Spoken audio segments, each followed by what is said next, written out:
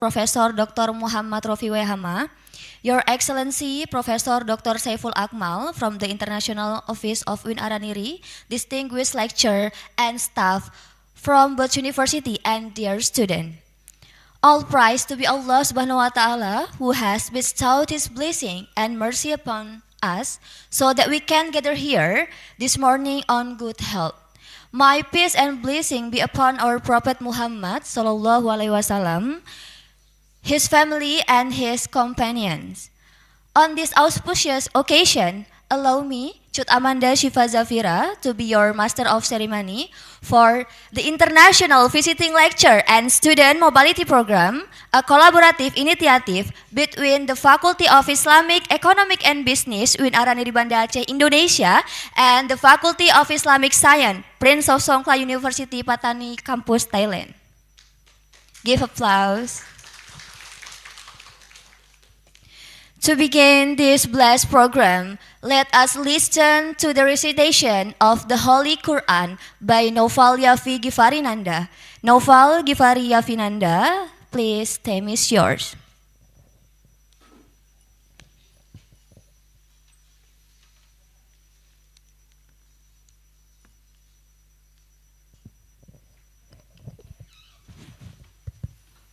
Assalamualaikum warahmatullahi wabarakatuh.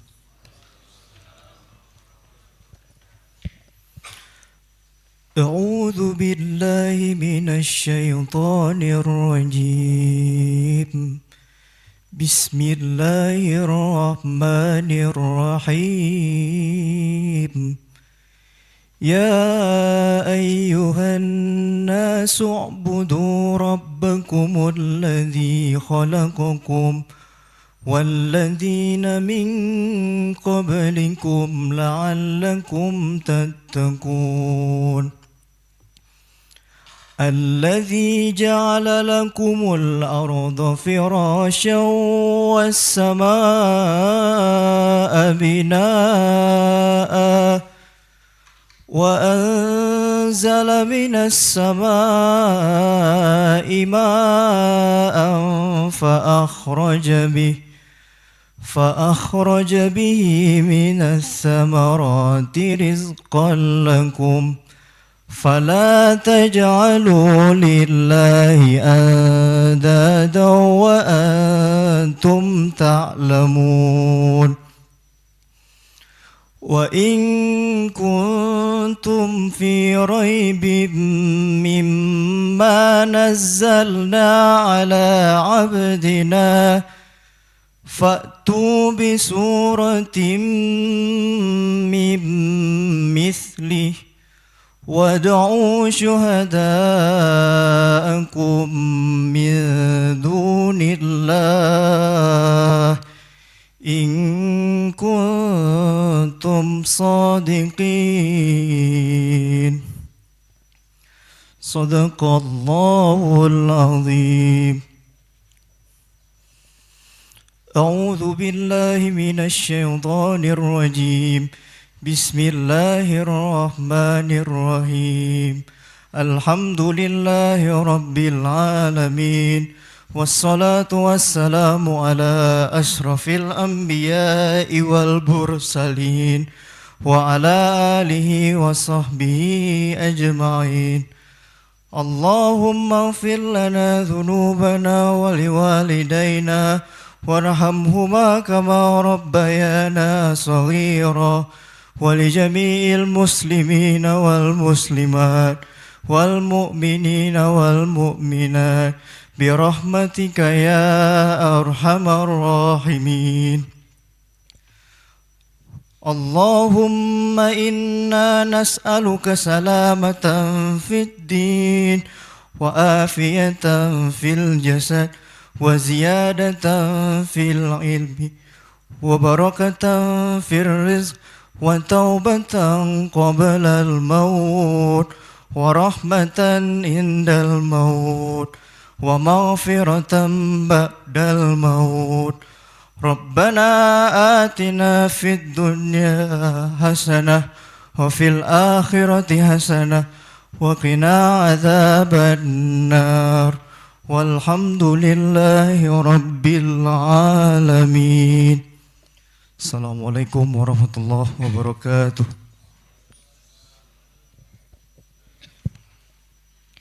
Alhamdulillah, thank you Noval Givarianda for the beautiful and heartfelt recitation. May it bring blessing and serenity to our program today.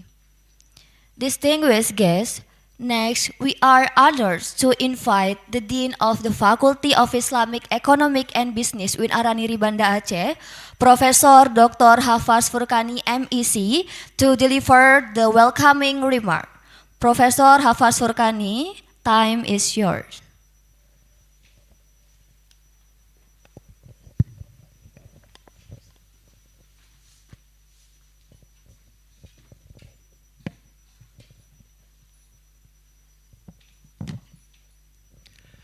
Assalamualaikum warahmatullahi wabarakatuh. Alhamdulillahirabbil alamin wa bihi nasta'in ala umuri dunya waddin. Assalatu wassalamu ala asyrafil anbiya'i wal mursalin wa ala alihi wa ashabihi ajmain.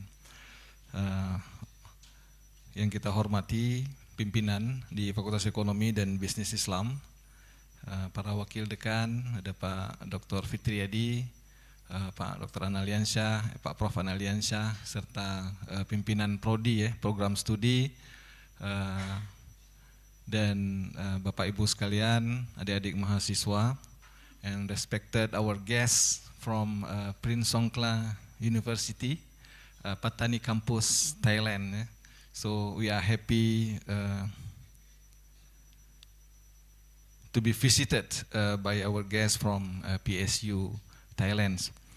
Ada Dr. Rosli, Deputy Dean, and also Brother Kiamuddin, who have visited us last year in ACBF programs, and also Dr. Muhammad Sulaiman, Egyptians who are now working in Thailand.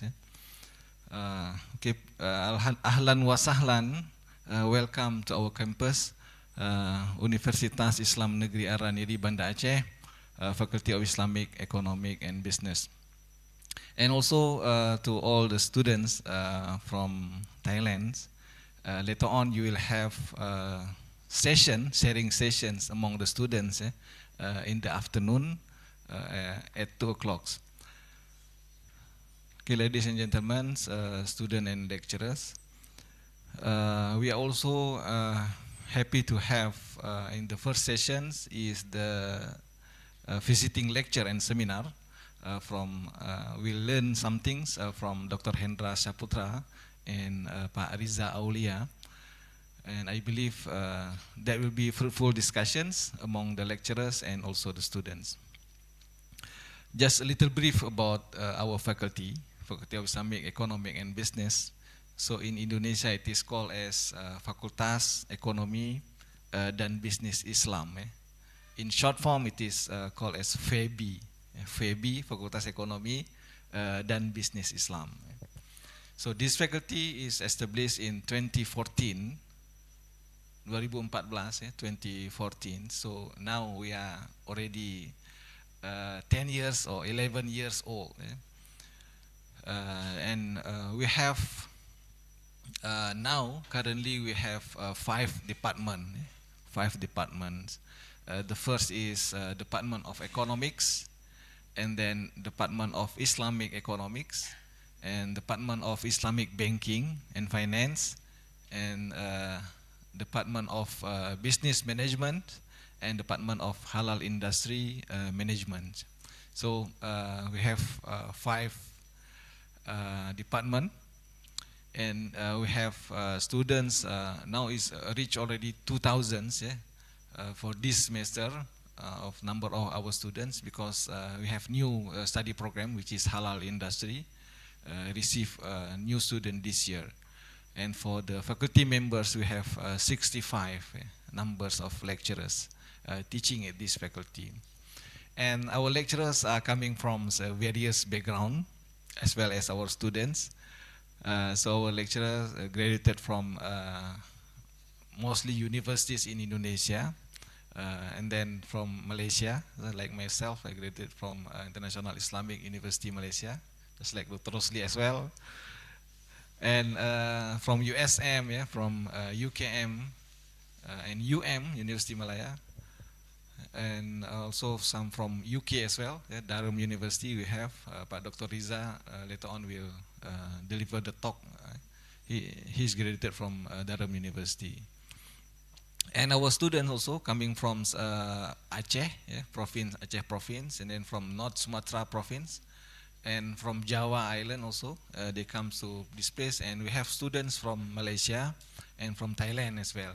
So only one, yeah, students from Thailand.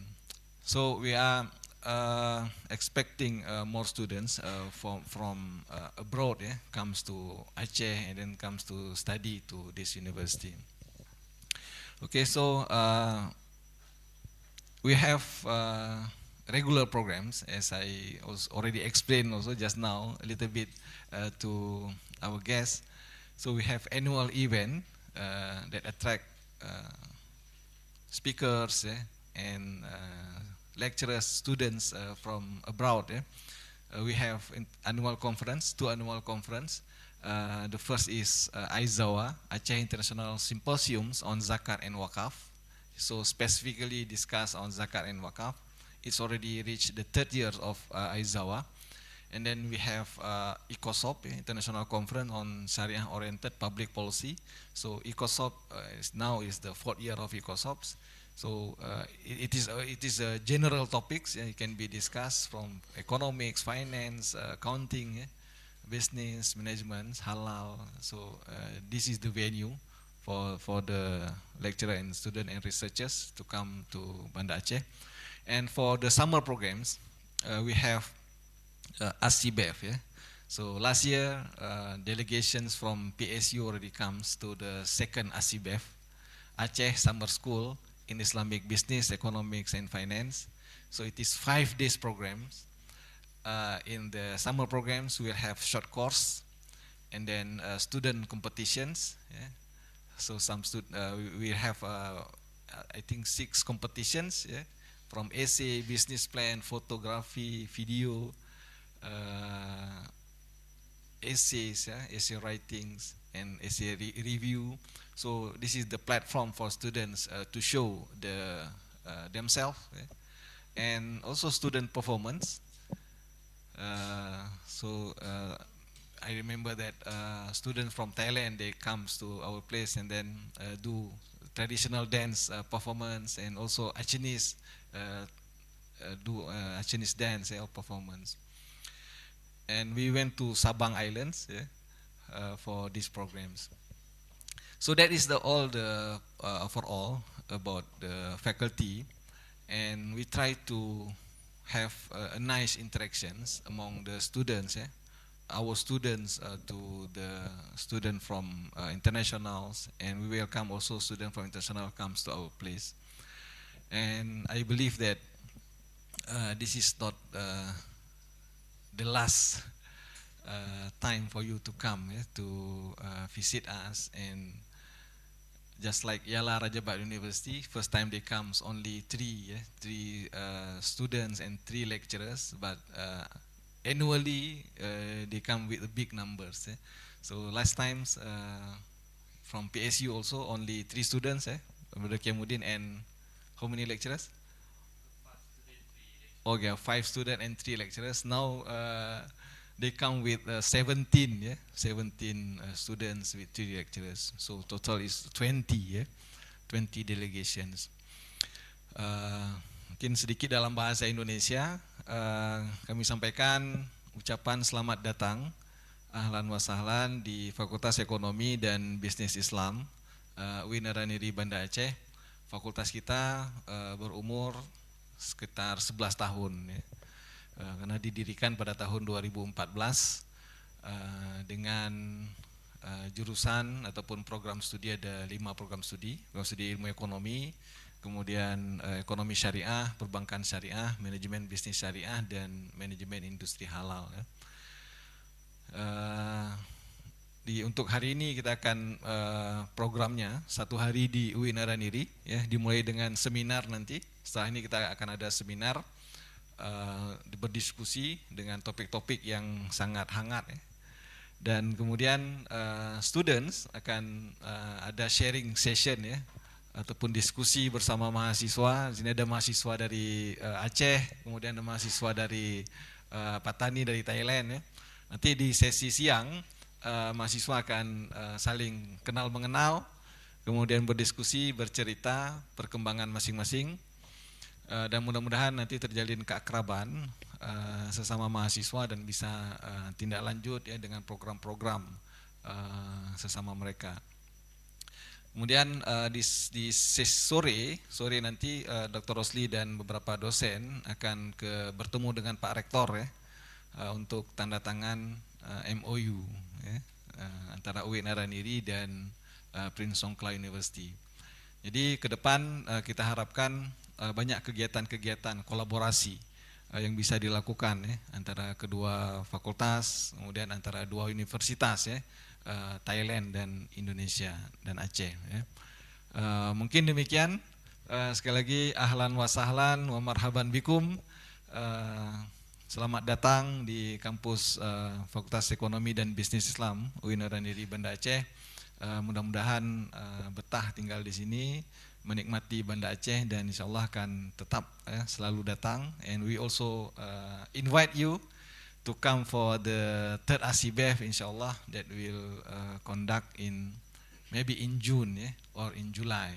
So please come again for the summer programs and bring more students, and we will have more activities with the students.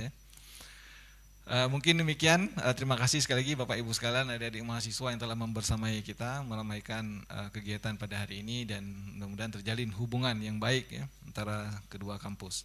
Terima kasih. Lebih kurang mohon maaf. Dengan ini kita buka kegiatan International Visiting Lecture and Seminars and International Student Mobility Prince Songkla University PTNI Campus Thailand di Fakultas Ekonomi dan Bisnis Islam UIN Ar-Raniry Banda Aceh. Demikian, terima kasih. Assalamualaikum warahmatullahi wabarakatuh.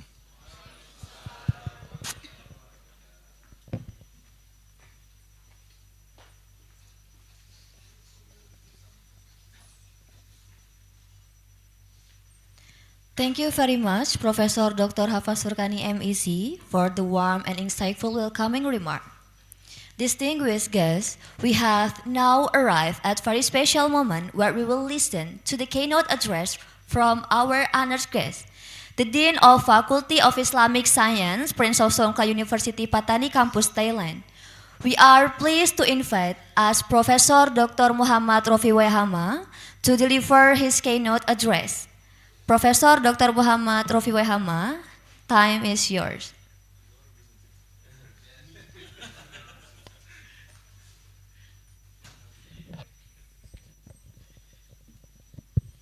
Assalamualaikum warahmatullahi wabarakatuh.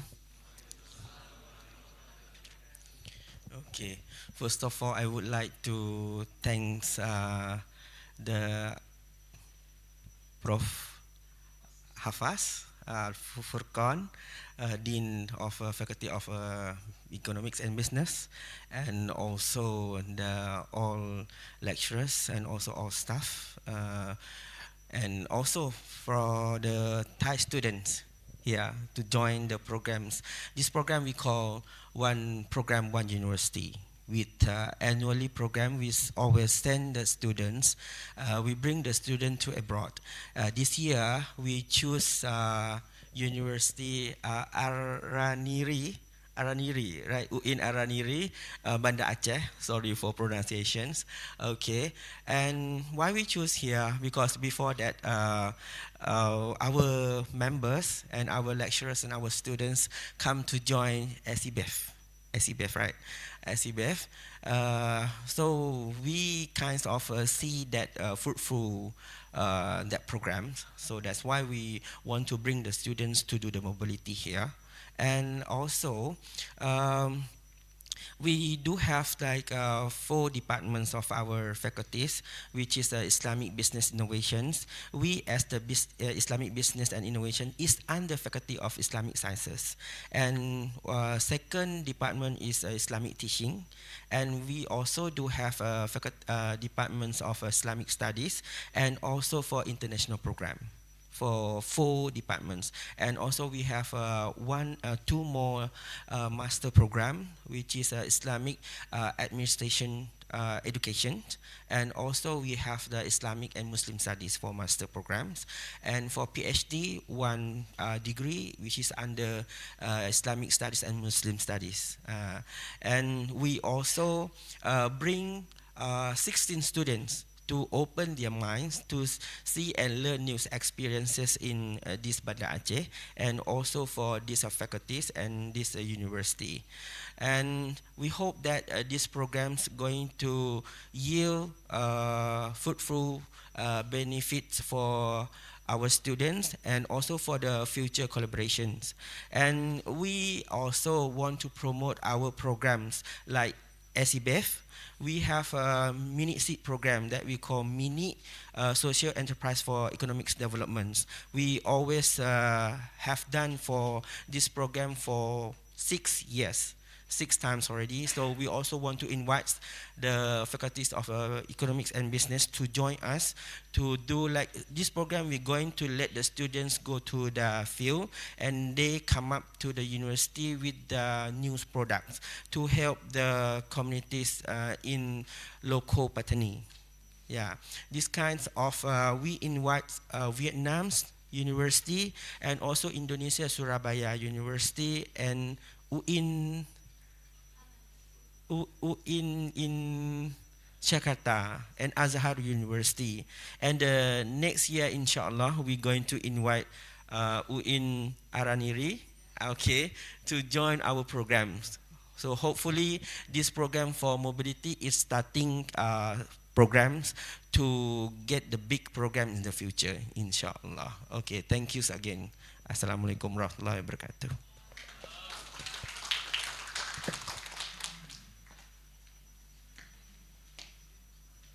Thank you very much as Professor Dr. Rofi Wehama for the inspiring and insightful keynote address. Distinguished guests, we have now reached a very important and historic moment. The MOA signing ceremony between the Faculty of Islamic Economic and Business, UIN Ar-Raniry, and the Faculty of Islamic Science, Prisosongka University. For the signing ceremony, we invite Professor Dr. Hafaz Furkani, MEC, Professor Dr. Muhammad Rofi Wayahama, Professor Dr. Saiful Akmal, and then Professor Dr. Anel Yansa, MAJ. Please come forward.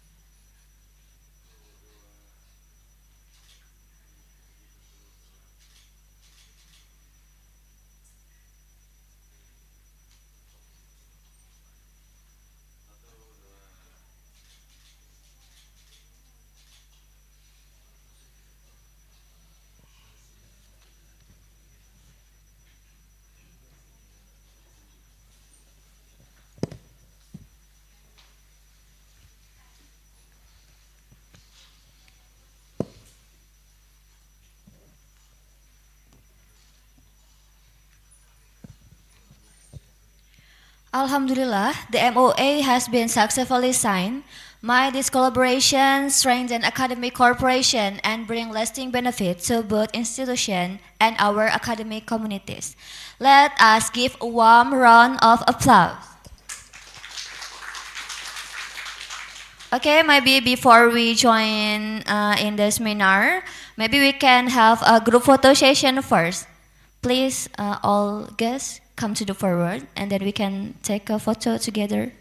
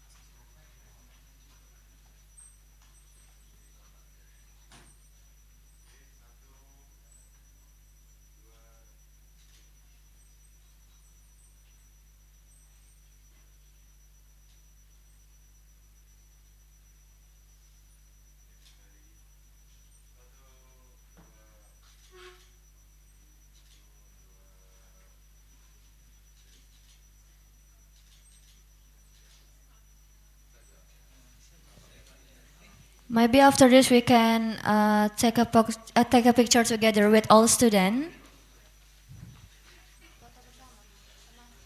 Please stand up, and then we can take a photo together.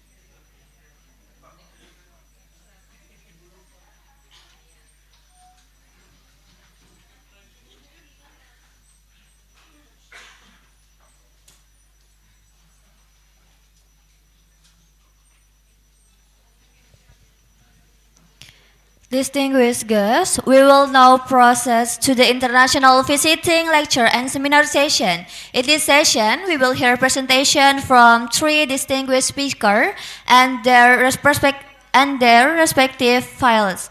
The moderator of this session, we are pleased to invite Mrs. Nanda Nur Sofiana. Mrs. Nanda Sofiana, in this session is yours.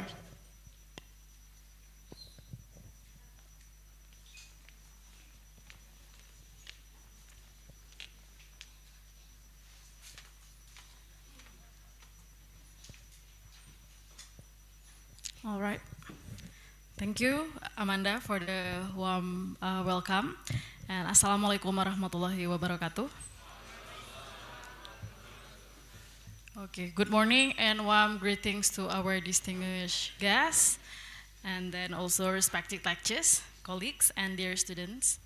On behalf of the Faculty of Islamic Economics and Business UIN Ar-Raniry, Banda Aceh, it's my great honor to welcome you all in this international visiting lecture and seminar held as part of the academic visit and student mobility program between the Faculty of Islamic Science, Prince of Songkla University, Patani Campus, Thailand, and UIN Ar-Raniry, Banda Aceh, Indonesia. So this academic forum reflects our shared commitment to strengthening international collaboration, enriching scholarly exchange, and broadening global perspectives in the field of Islamic economics, business, education, and technology. We are honored to host this event today, Tuesday, 13 January 2026, at the theater room of FEBI UIN Ar-Raniry. We are privileged to have three distinguished speakers with us today. So to begin the main session of today's seminar, we would now like to welcome our distinguished speakers who will share their knowledge and insight with us. Our first speaker is Dr. Hendra Saputra from the Faculty of Islamic Economics and Business, UIN Ar-Raniry, Indonesia. He will present his research entitled Climate Resilience and Coffee Farmers' Welfare in Central Aceh, Indonesia, Adaptation Strategies from the Maqasid Al-Syariah Perspective. And then the second one is Dr. Muhammad Soliman from the Faculty of Islamic Science, Prince of Songkla University, Patani Campus, Thailand. He will deliver a lecture entitled The Rise of the AI Study Buddy, from ChatGPT to Personalized Learning Pathways. And then the last one is Riza Aulia MSc from the Faculty of Islamic Economics and Business, UIN Ar-Raniry, Indonesia. He will present on ethical challenges of digital business and Islamic moral economy perspective. Okay, thank you for the attention. Without further ado, we shall begin the seminar. So, please welcome our first speaker, Dr. Hendra Saputra from the Faculty of Islamic Economic and Business, UIN Ar-Raniry. Dr. Hendra, the floor is yours.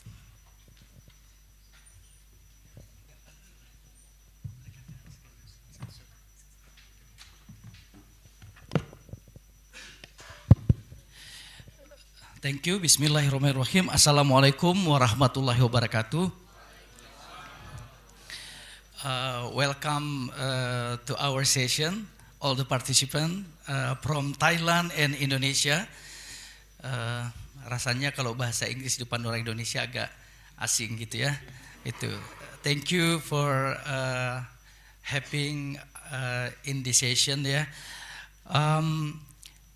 This is the first time I'm sharing about the presentation from Islamic economic perspective, because my background is knowledge management and strategic, and then now I'm lead in business development in UIN Ar-Raniry, and also I'm lecturer in this faculty.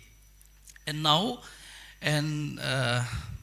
very happy to share to you, I am a student now in doctoral in ekonomi syariah, and then working and juga belajar lagi ya tentang ekonomi syariah.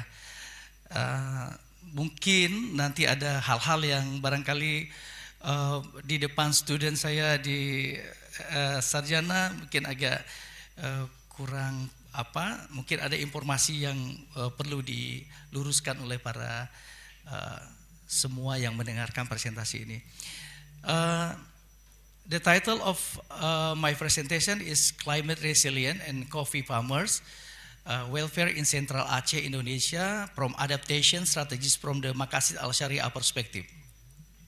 The result of this research is very deal with the condition in Aceh now, yeah, because part of Maqasid Al-Syariah is not also used in from the business perspective, especially in the coffee industry in Aceh.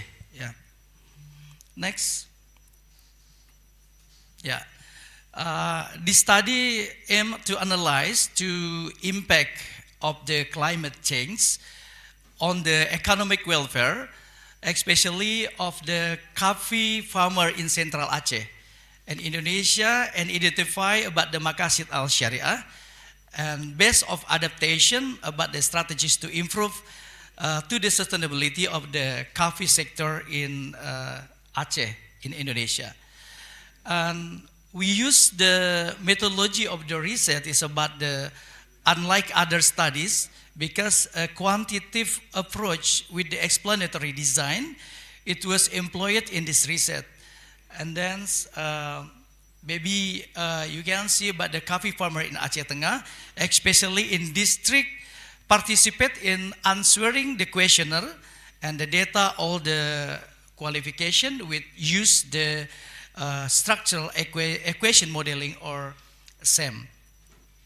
And then this research, we know about the climate change has a significant impact in Aceh, especially about the natural landscape and livelihood around the world, more the frequent the separate through the natural disaster in Indonesia. And then more than, over the past 50 years, affecting millions of the people in Aceh, especially in Indonesia also, causing increased food insecurity. And today in Aceh, not only about the economic issues, but economic issues combined with disaster issues is very important thing, because this lead to initiative that leverage adaptation about the local wisdom, where is overhope the improving preparedness on the Aceh about the disaster and very adapting to climate change in Aceh condition now. And then there's extreme weather in Aceh, even it is very impact for food security and cause migration and about the conflict in community, especially in agriculture development. And Indonesia is undergone significant transformation after disaster in 2024, tsunami and earthquake in Aceh, 2004. Yeah, and in this context, coffee industry is very difficult on the strategic business and position, especially for support to livelihood for the farmer. And then Aceh status as a premier coffee in growing region, in particular with the vulnerability to the impact of the climate change with the priority subject. This is maybe you can see the variable on our research is indicator climate change, Makassar and farmer economics, and also about the how to Makassar al-Sharia we can use and support for the farmer activity, especially in coffee farmer. And next, yeah, this is the conceptual framework, and Alhamdulillah, this research was published the end of December, one of international journal in Malaysia. Sorry, in I forget the university. This is very interesting to sharing about the according the research. Yeah. This is want to analyze the impact climate change on the economic welfare, especially in coffee farmer in Central Aceh, and then we are identify the adaptation strategies to implement it by farmer, and then examine to rule Makassar al-Sharia principle in the strengthening the resilient and economic welfare of the coffee farmer, and then develop strategic recommendation based on the Makassar al-Sharia to enhance climate change adaptation. And next, this is the validity and reliability test result. I think it's about the exponential and indicator with highly significant, and now that's the part of Makassar al-Sharia, especially Hafiz al-Nahl, about the how to keep and support to resilient in condition environment is very important thing, because according to the research question, we are underlying this study to relate to how does climate change affect for the economic well-being, especially of coffee farmer in Central Aceh, and especially very interest. We underlying also about the adaptation strategy are used and the what extent to the next application to support about the condition in Aceh, because very familiar with disaster, yeah. And the significance of this study is three main contributions. The first is fill a gap in the literature by integrating the concept of maqasid al-Sharia, and then empirical and qualitatively into agriculture economic, and then analyze and climate adaptation. And we can see for the maqasid Sharia perspective. Next.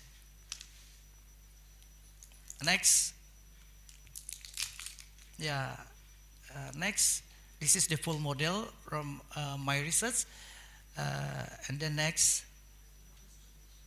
Yeah, the research, yeah, climate change adaptation is one of phenomena of the temperature and rainfall pattern in Aceh. Yeah, this is demonstrate exceptional about the reliability and validity with the construct from the same analyze. Yeah, but the coffee farmer is very and maqasid Syariah, yeah, in the concept coffee farmer is very important to implementing, especially about the environment support, because we can identify about the protecting from religion. This is we call Hafiz is ardent, yeah, and then protecting life, precepting, intellecting to Hafiz al-Aql, and where is intellect is driving, give the distinguish this human from the other creator in the Aceh, central of Aceh. And then the important is about the how to poverty in one of main instrument to need of human life, such as food, drink, and clothing in area, in disaster area, is very important thing to implementing about the maqasid al-Sharia. This is part of adaptation, because Central Aceh or Aceh Tengah is sangat rentan dengan risiko bencana. Jadi adaptasi maqasid al-Sharia ini sangat penting diterapkan, because sebenarnya kalau kita bilang kita sering baca maqasid al-Syariah, ya, tapi kalau kita kaitkan dengan lingkungan, beberapa hal dalam maqasid itu banyak yang belum diterapkan, ya. Kenapa? Karena exciting kita bisa melihat tidak saja petani di Aceh Tengah, banyak orang mungkin sangat interest dengan panen kopi, ya, sehingga mereka membeli terus lokasi baru untuk ditanami kopi atau tanaman kopi, tapi wilayah itu sangat berbahaya untuk ditanami atau mengganggu kondisi hutan karena menggantikannya dengan kondisi kebun kopi. Mungkin kita bisa melihat area sebelumnya, barangkali boleh back dulu Bang Jul. Ya, kita bisa melihat ini salah satu area riset yang kami sendiri merasa bahwa ketika dilakukan riset ini, apakah benar ini dia, ini daerah yang penuh dengan risiko di mana hutan sudah digantikan oleh kebun kopi. Ketika publish gambarnya bukan ini, tapi kami lakukan mapping spasial baru, kondisinya sudah seperti ini sekarang.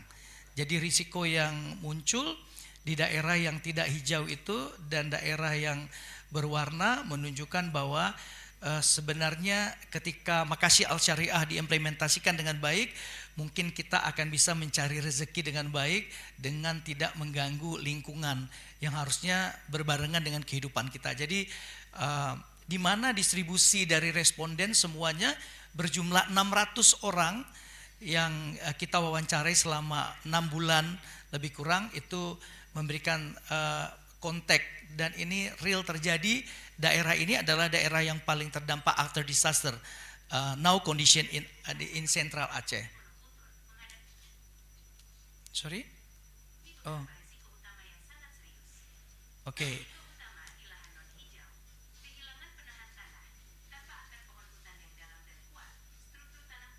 Iya, memang relate dengan presentasi ini, memang struktur tanah jadi terganggu akibat memang orang menanam tidak pada tempatnya. Ya, betul sekali. Jadi Bapak dan Ibu, para profesor dan doktor semua, saya mau mengatakan bahwa sering kita melihat riset tentang Makassar Al-Syariah, tapi lebih dilihat pada produk, lebih dilihat pada regulation, tapi jarang sekali orang mengkaji Makassar Al-Syariah dari bagaimana kita berdampingan dengan semua makhluk yang Allah ciptakan, semua benda yang Allah berikan pada kita yang sebenarnya bisa saling support. Maybe you can see about the one of the village, the name is Bias, Bebasan, Lotawar, and then Silinara, and now is very impact of disaster. Jadi semua kebunnya sudah tak ada lagi sekarang, semua sudah menjadi lautan kayu, dan menghancurkan hampir seluruh kebun kopi yang mereka miliki. Aceh before disaster is number 1 and sometimes number 2 export kopi in the world. By now is kondisinya terganggu ya. Jadi mereka memang orang-orang yang perlu dibantu sekarang. Dan saya sempat calling one of my respondent ketika 2 minggu lalu. Dia bilang mungkin kalau berdoa pun 10 tahun, 1000 tahun, mungkin mereka nggak akan pernah bertemu lagi dengan hasil panen yang mereka rasakan sebelumnya. Jadi saya bersama ada sekitar 5 student sekarang sedang berencana untuk mengembangkan wakaf hutan di sana. Sekarang kita sedang prepare. I talk to our dean about the concept, dan semoga ini bisa menjadi salah satu tujuan baik kita selama kita masih diberikan umur dan hidup gitu. Konsepnya sedang kita kembangkan, dan this is one of our contribution to our respondent in the distribution area, how to support them, how to develop again kebun kopi yang bisa bersahabat dengan hutan. And we discuss with the Kementerian Kehutanan, banjir dan juga hempasan kayu. Hopefully this condition is cepat membaik ya. Semoga Aceh Allah berikan pertolongan dan bisa kembali kondisi area perkebunan, dan juga bisa menjadi mata pencaharian yang lebih baik lagi untuk petani kita di Aceh. Karena meskipun we know disaster impact is Sumatera Utara, Sumatera Barat, and also Aceh, but Aceh is very seriously impact from the disaster in these years. Semoga banyak keajaiban yang terjadi. And I think I want to say, please stop to saying about ini karena ada bencana, karena ada kutukan. It's not about the kutukan ya. It's about the we not also enough about the learning about the how to climate adaptation. Sangat penting untuk siapapun. Jadi mungkin pesan moralnya adalah boleh kita riset tentang industri, tentang regulasi, tapi jangan juga lupa riset tentang dari mana dan kemana kita kembali. This is especially about the Makassar Al-Syariah perspective. Thank you for this time. Thank you for the support in our event now. And Assalamualaikum warahmatullahi wabarakatuh.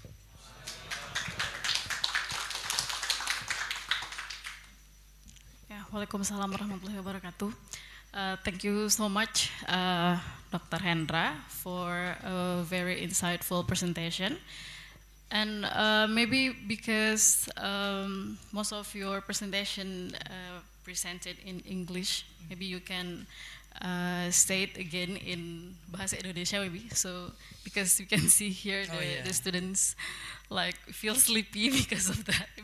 They don't really, we not really good enough in English, right? So yeah, maybe you can just say main points or main findings of your research, Pak. Oke.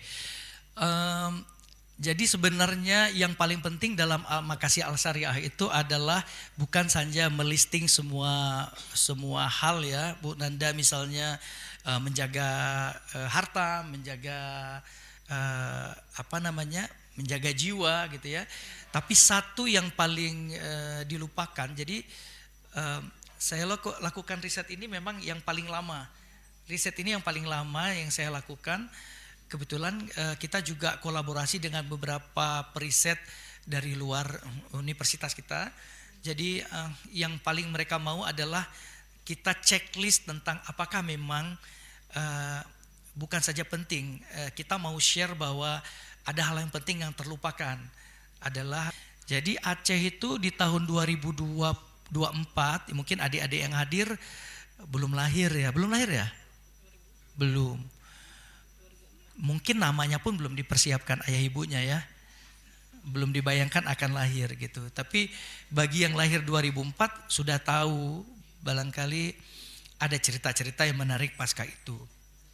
Nah, pasca itu adalah ada satu yang penting, Bu Nanda, ketika Indonesia tuh menyatakan bagian protokol yang menjadi sebuah komitmen orang Aceh untuk mematuhi blueprint bahwa tidak boleh tinggal 5 km dari bibir pantai. Itu blueprintnya. Tapi sekarang luar biasa, ketika kita buka pantai kita udah di tengah laut, bukan lagi 5 km. Artinya kita sering sekali panik ketika bencana terjadi, tetapi panik itu tidak diubah menjadi pengetahuan yang cukup. Ya, jadi program di Aceh itu ada namanya Disaster Risk Reduction. Dan itu berjalan 12 tahun, Bu Nanda. Sejak 2005 berbarengan dengan dibentuknya BRR sampai dengan 2012. Lebih kurang seperti itu ya. And now ternyata kadang-kadang yang miris pengetahuan itu seperti tidak ada yang tertinggal rasanya. Tapi mungkin tidak di semua level ya. Anak-anak diajarkan bagaimana hidup di sekolah dengan risiko bencana, ketika ada gempa harus bagaimana, harus berada di kolong meja, harus siapkan juga semuanya itu tas bencana ya, di rumah yang isinya surat-surat penting, minuman mineral yang diganti setiap bulan, kue snack, tapi Bu Nanda ketika terjadi banjir di PD Jaya yang ada tidak ada adaptasi itu. Jadi resilient adaptation very important thing, not for Aceh, for us ya. Semua kita yang hidup di Indonesia. Saya tak tahu Thailand pun punya risiko kan ya dokter ya, punya risiko yang sama. Kalau kita baca mungkin kita belum pernah visit ke lokasinya, tapi di bulan ini saja kami sudah visit ke PD Jaya, itu ada sekitar 3 kali atau 4 kali, ke Biren juga. Dan ketika saya tanya 10 Bu Nanda di antara para korban, apakah ada tahu misalnya protokol ini? Nggak tahu, nggak pernah dengar. Apa punya tas yang disiapkan untuk ketika ada disaster bisa lari, minimal yang important things, benda-benda tidak ada. Jadi memang ya mungkin ini menurut saya bagian dari alarm ya, alarm penting untuk kita, bahwa jangan pernah berhenti untuk belajar tentang ilmunya Allah juga. Al-Quran, hadis, dan Makasih Al-Syariah, one of important things mungkin yang harus kita pikirkan dan kita terapkan. Jadi nggak sekedar menyelesaikan riset, mungkin bagi anak-anak S1, oh selesai, pindah toga dari kiri ke kanan. Dan besoknya tangan kanannya di dahi bingung mau ngapain lagi. Padahal kalau kita tahu yang kita riset, kita bisa create lagi even more agenda, how to support our country, ourselves, dan juga support tentang kalau ada regulation yang mungkin orang lupa. Jadi mungkin Makassih Al-Syariah note-nya menurut saya adalah the big perspective bagaimana perang melawan lupa tentang fungsi seorang hamba yang diberikan kesempatan berilmu dan how to implement it, our knowledge to our condition dan our society. Mungkin segitu simpelnya, barangkali Bu Nanda bisa dipersingkat aja gitu ya. Kalau mereka ngantuk itu mungkin memang type of the hour condition. Yeah. Thank you for coffee. Oke, Pak Hendra, terima kasih sekali.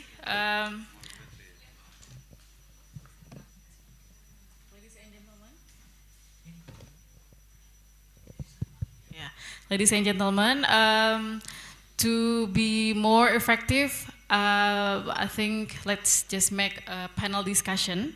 So I'm going to invite Dr. Mohammed Soliman and also Mr. Riza come forward here.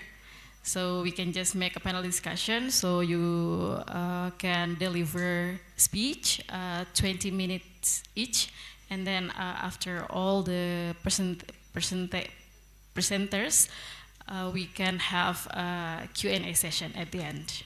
All right, so Dr. Mohammed and Mr. Riza, time is yours.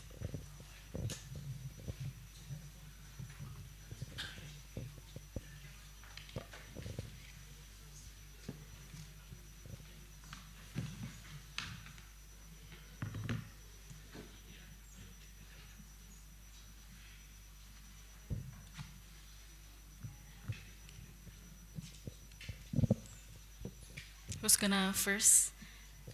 Dr. Mohammed? Yeah, please.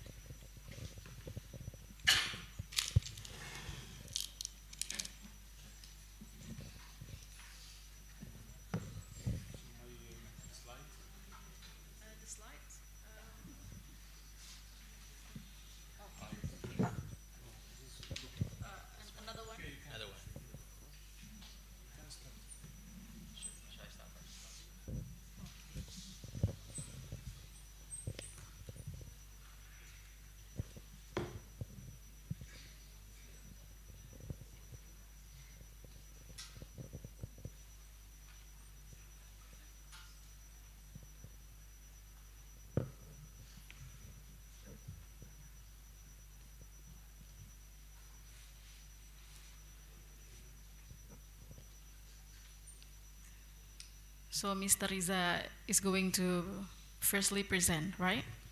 So please the slide for Mr. Riza. Thank you.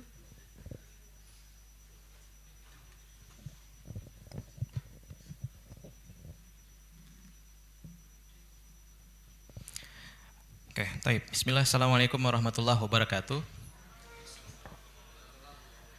Alhamdulillah, nahmaduhu wa nasta'inuhu wa nastaghfiruh wa na'udzu billahi min syururi anfusina wa min sayyiati a'malina, may yahdihillahu fala mudhillalah wa may yudlil fala hadiyalah.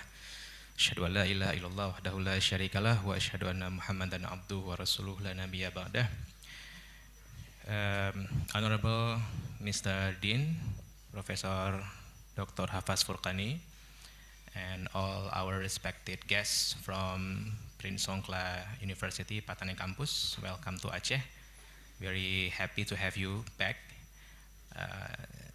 especially Brother Kiamuddin from last year ASIBEF, and now bringing 17 students.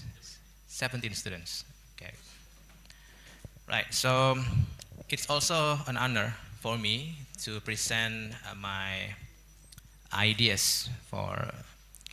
This is the background for my PhD study.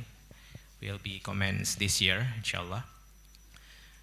Discuss about ethical challenges of digital business and Islamic moral economy perspective. the idea of Islamic moral economy is originally the idea of Professor Mehmet Asutai, my former supervisor at Durham University in the United Kingdom. And I'm trying to use his idea to intervene. If you ever heard dark tourism, where we stimulate sorrow, sadness, and tragedy into tourism activity. So I'll try to intervene this dark tourism using Islamic moral economy. But now, since Dr. Suleiman's presentation is about AI, so I'll try to mix it up with digital business. Right, next slide, please. Yeah, why study digital business ethically? If we talk about digital business, what will come in your mind, students? Apa yang ada dalam pikiran kalau kita cakap digital business? TikTok, live? What else? Affiliate, yeah, what else? I believe you have also Lazada in Thailand. Yeah. And then, do you have any local e-commerce in Thailand? Originally from Thailand?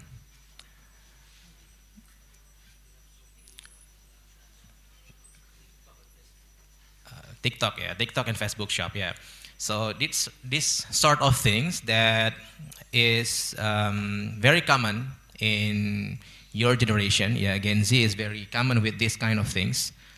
The millennial and Generation X is trying to learn about this, but Boomer doesn't even know this kind of things exist. Yeah, but yeah, this is the future that we face right now. Every business conducted digitally. But sometimes we forget about one crucial thing, ethics. That every business not only looking at the halal or haram, but beyond that. It should be done ethically. So digital business transform trade, work, and consumption. Yesterday or previous years before, we conduct everything traditionally. We need to meet the sellers and buyers in one place, face to face. But now we can meet the sellers. The buyers could buy everything they want online, yeah, without meet each other.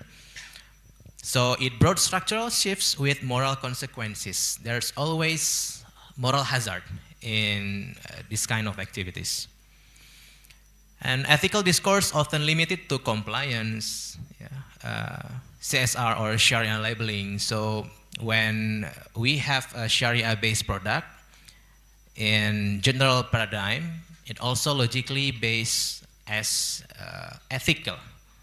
Yeah, so it's morally or ethical accepted. So the focus is narrow, something missing, yeah, deeper moral questions. Is it morally accepted or not? So, or is it just Sharia compliance but not morally accepted? So the Islamic moral economy, or IME, stands for economy must promote falah, not only profit but also falah. So profit is not the end, but falah should be the end, yeah, promote the well-being. So economic activity is not value neutral, it should be morally valued. Yeah, it cannot be value neutral. For example, I took an example of ride-hailing scales. Yeah, it is very convenient, but erodes driver job security.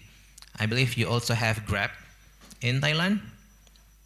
Yeah, sometimes it promotes convenience because we could order the drivers online, but what about their security? Because it's not a fixed job, so it doesn't give any guarantee whether the drivers will get payment for today and what about tomorrow. Yeah, how many order that they will get in a day, and what about next week, what about another month, because there's no guarantee they will get the same orders day by day. So is convenience the true success under Islamic moral criteria? Well, it goes beyond that. Yeah, it should be goes beyond that.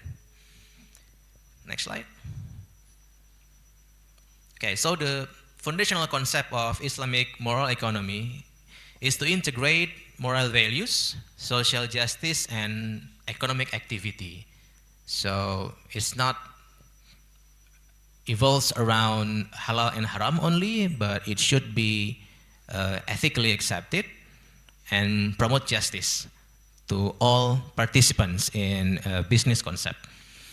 Economy framed as a means to human falah, not an end. Yeah, so it should be promote well-being, not just only profit to each party. And it also prevent concentration of wealth. Yeah, so it's not talking only about profit, reputation, and others, but also to protect social balance. You cannot dump your waste without concerns or give so many pollutions and harm the environment, like Dr. Hendra just said right now. We have disasters not only because of the cyclone, but also human practice. The principle of this Islamic moral economy, well, it actually have 11 axioms, 11 moral principles, but I took only 5 of them. The first is Tawheed. So every act of human being should be accountable to Allah, not only to human being.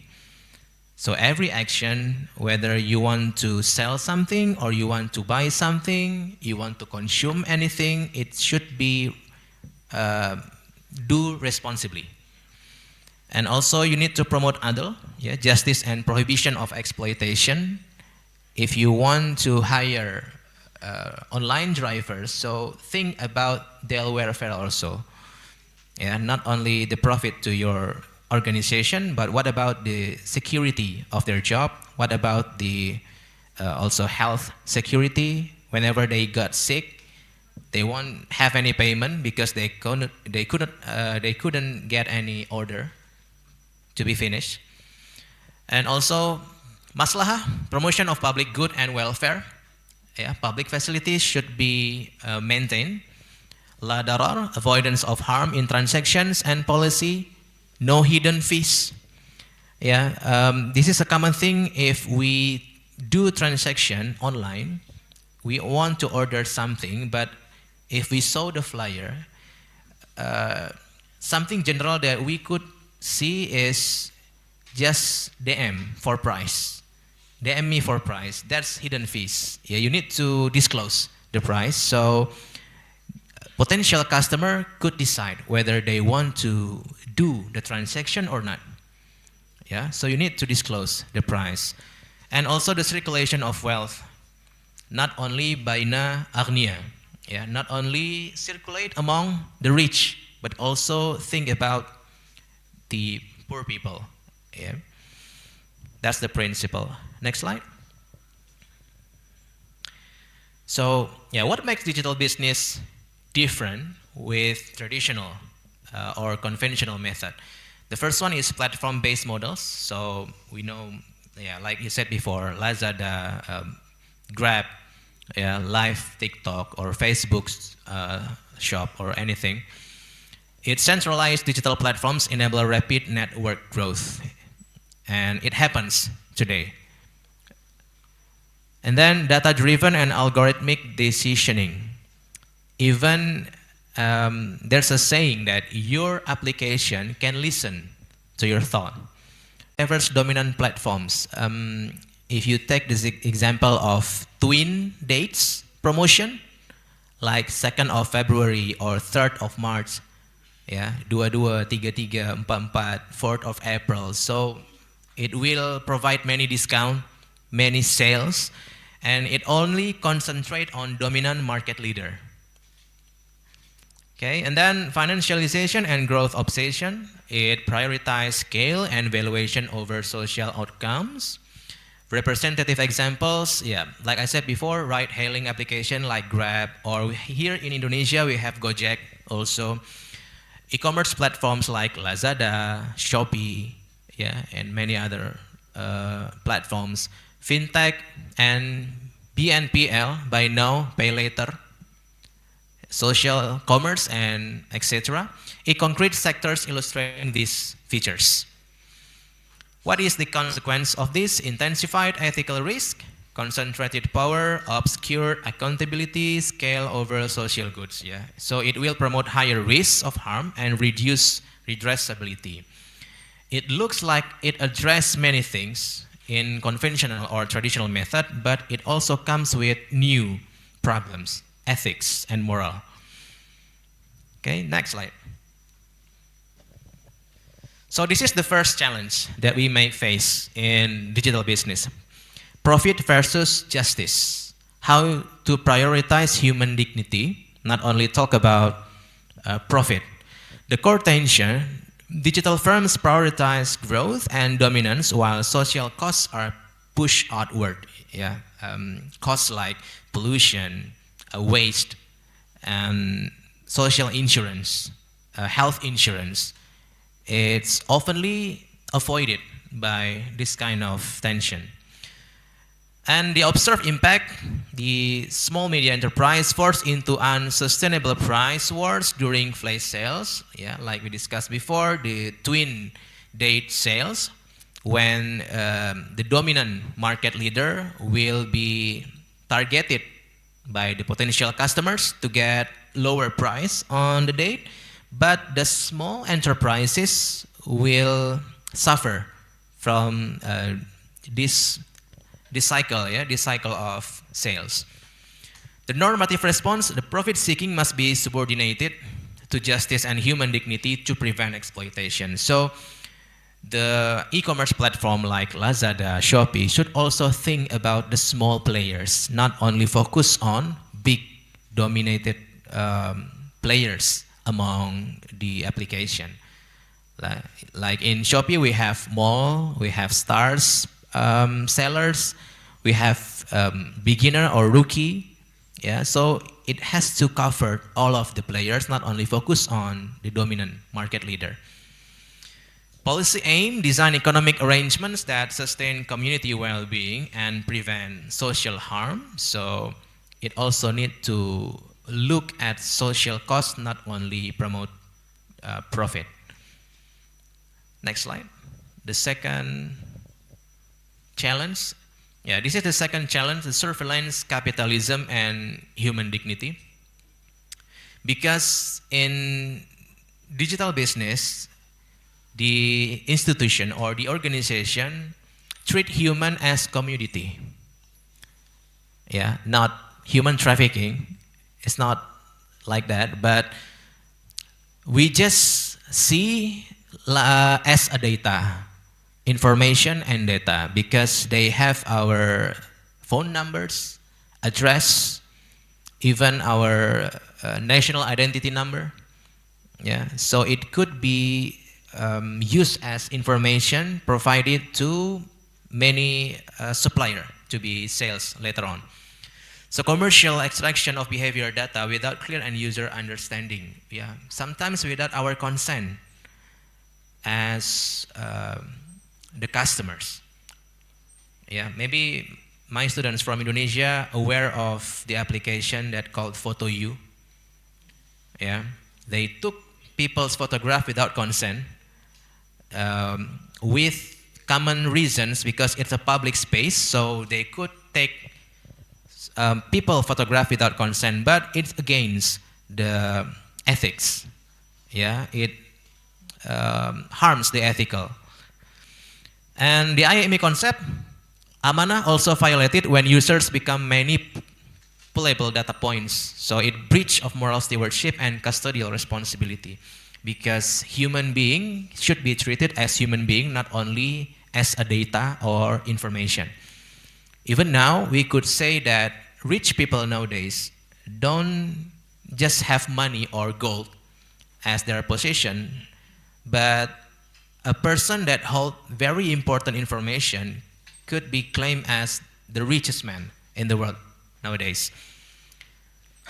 The concept of maslahah, also harm without shared communal benefit, contradicts public good, yeah, because the wealth only circulate between rich people, but the poor people sometimes forget it, yeah, from this cycle.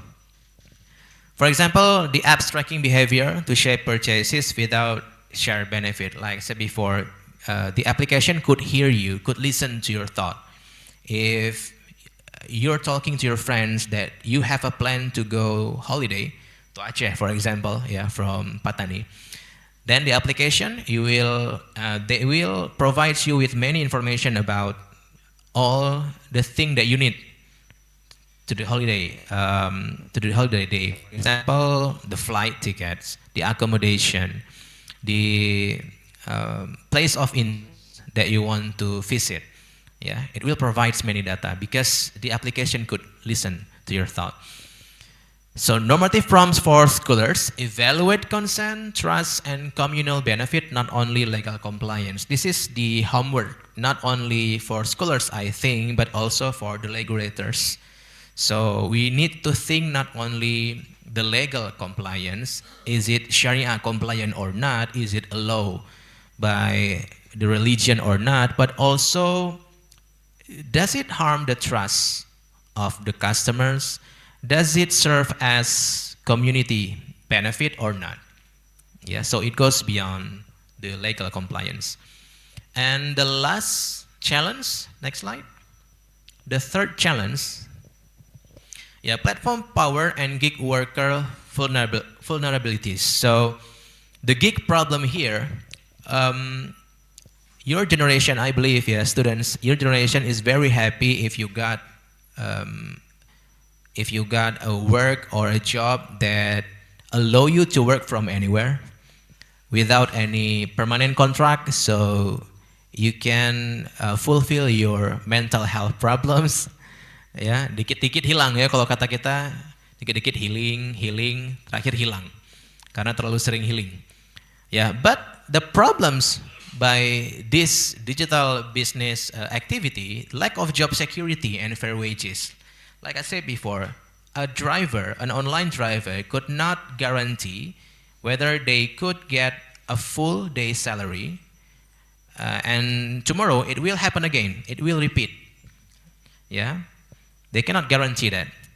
And what about the health insurance? And what about if they got sick on the following day? So that means they will skip their day without any income. Algorithm control over work allocation. Yeah, again, if we talk about the online drivers, we don't know the clear algorithm that runs between them. Asymmetric risk allocation for drivers, and also opaque rating systems that could penalize them. Yeah, we could give 1 star, 2 stars, not 5 stars, just because we don't like the drivers. Sometimes the indicator is not clear enough because the driver smells bad, but he drives good.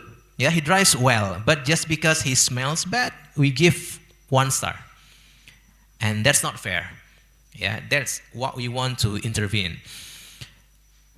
IME justice element, so work as a moral relationship, not just beneficial relationship. So it needs to be act as a moral relationship. And the elements of fair wages and risk sharing should also thought. Algorithmic transparency and accountability, so we can address this kind of problems, the asymmetric risk and asymmetric information between the workers. Contracting norms that embed dignity, so the ethical should be embedded into the business. Yeah, that's the most important thing. And last slide, I think, next slide. Yeah, this is the reframing digital business, IME reform pillars. So IME provides or propose an ethics by design, embed transparent, accountable algorithms that protect rights and explain decisions. So we could think not only how to get profit, but how to act to the customers, to the workers professionally and ethically accepted. Stakeholders orientation, yeah, the centers of users, workers, SMEs, and society in platform, governance, and value decisions. Substantive Sharia, not only by cover, but need to become substantive, move beyond compliance to justice center regulation, align with Falah outcomes. And the last thing is wealth circulation, implement redistribution mechanism like digital zakat, yeah, or cash wakaf but digitally conducted, cooperatives and shared ownership. I think that's the end of my presentation.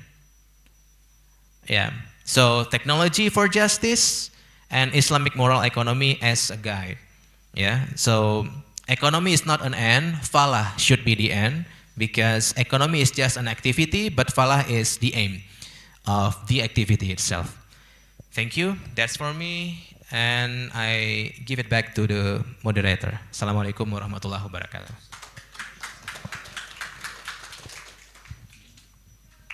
Waalaikumsalam warahmatullahi wabarakatuh. Thank you so much, Mr. Riza, for a very good presentation.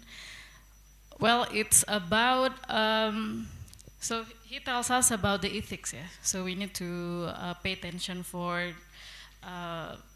maybe sort of things that people commonly not really pay attention, yeah, yeah, Pak.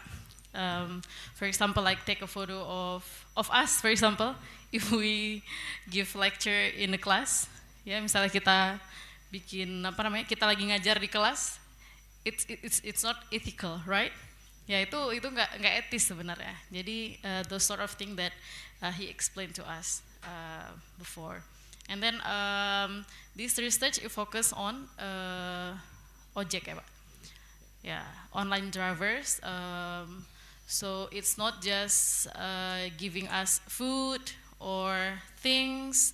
We also should pay attention for their performance, right? Because we cannot just give to them 1 star or 2 stars if we don't like it, because because it's not ethics, that sort of things. All right, and Mr. Riza is also said it will be continue focuses on your PhD. Yeah, so good luck for that, sir. Next year, right? Okay, it's very good. Oh, this year. Wow. Okay. So let's move on to the last session with the last presentation. Mr. Muhammad, time is yours, sir. So, Bismillah, Assalamu alaikum. I feel some of you feel tired and sleep. So my presentation, inshallah, will be smooth and easy to understand about AI. I think most of you familiar with AI, like ChatGPT and the other. And my presentation about the rise of AI study body from ChatGPT to personalized learning pathway.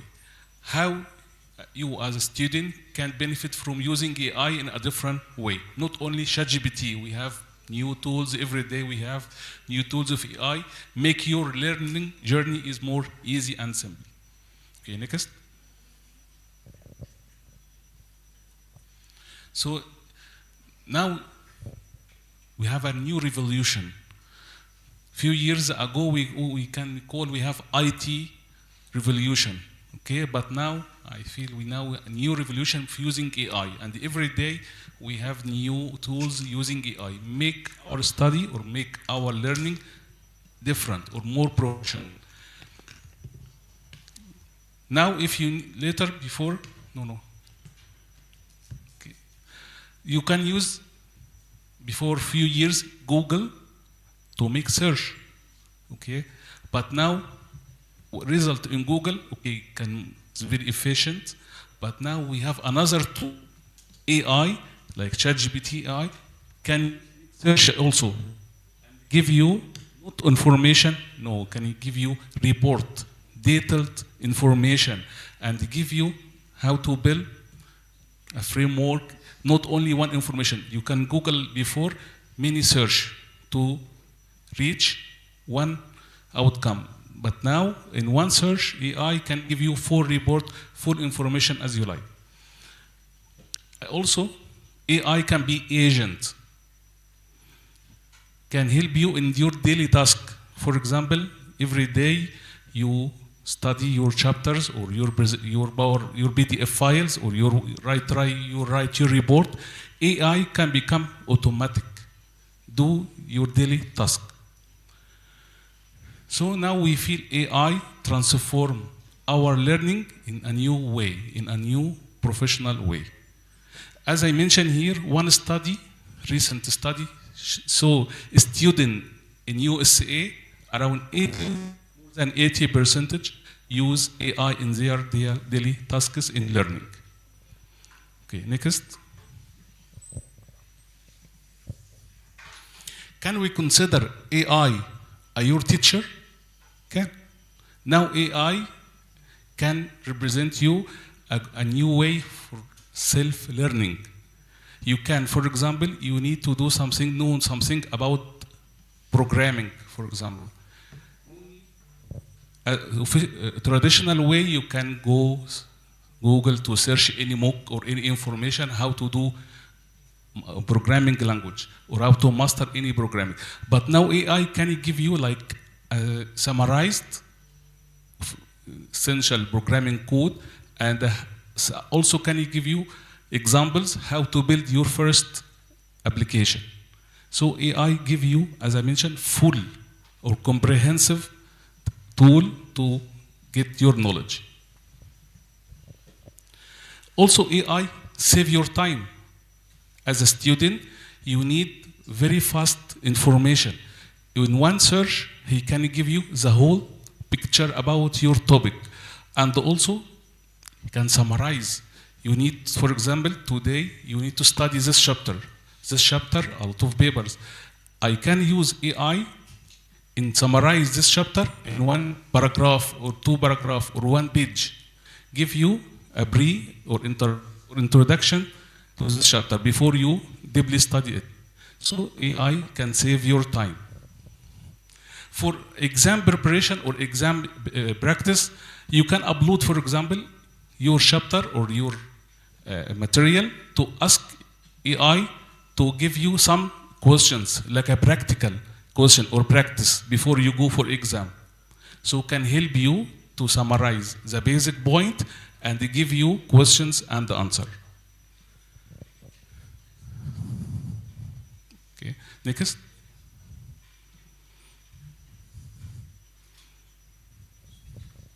Sure, as I mentioned, AI simplifies the learning process. You can use to upload your document or upload your material and ask him to arrange in a point. Or as I teach my student last week here about how to make flashcards. I need to I simplify my learning or my teaching or my studying. I can ask AI to transform the whole material to flashcard to easy to understand. In between, I use AI platform. All of you has a notebook LM. Anyone know about notebook LM? My Thai student last week I teach them how to use. So notebook LM can summarize what I mean here, because I can ask notebook LM. He is already in Google. In your Google Chrome account, you have this application. Next. AI generated practice and assessment. AI can now use in all disciplines, mathematics, biology, literature, history. So any student can use AI, whatever your discipline, whatever you study, business, Islamic, Sharia, biology, mathematics, information already have, AI has. So we have comprehensive tool, not only for specific purpose, no, can for all, can use at any time. Okay. You see, as I mentioned, instant comprehension. He can give you summarize. AI can summarize your work and save your time. So some statistics share that AI can reduce 40% of your time. For example, today you need to finish one chapter. No, you can finish more than 2 chapters because he can read for you and give you or summarize the basic point and try to facilitate how to understand this point. Next. AI also compatible with your learning management system. Whatever use Canva, use Model, or any learning management system you use in your university, he adaptable or can be add AI with his systems. And the statistics share that he outcome from AI in using in your learning system give more than 4 times the benefit for you. And also make a student motivated or more than 75%. Next.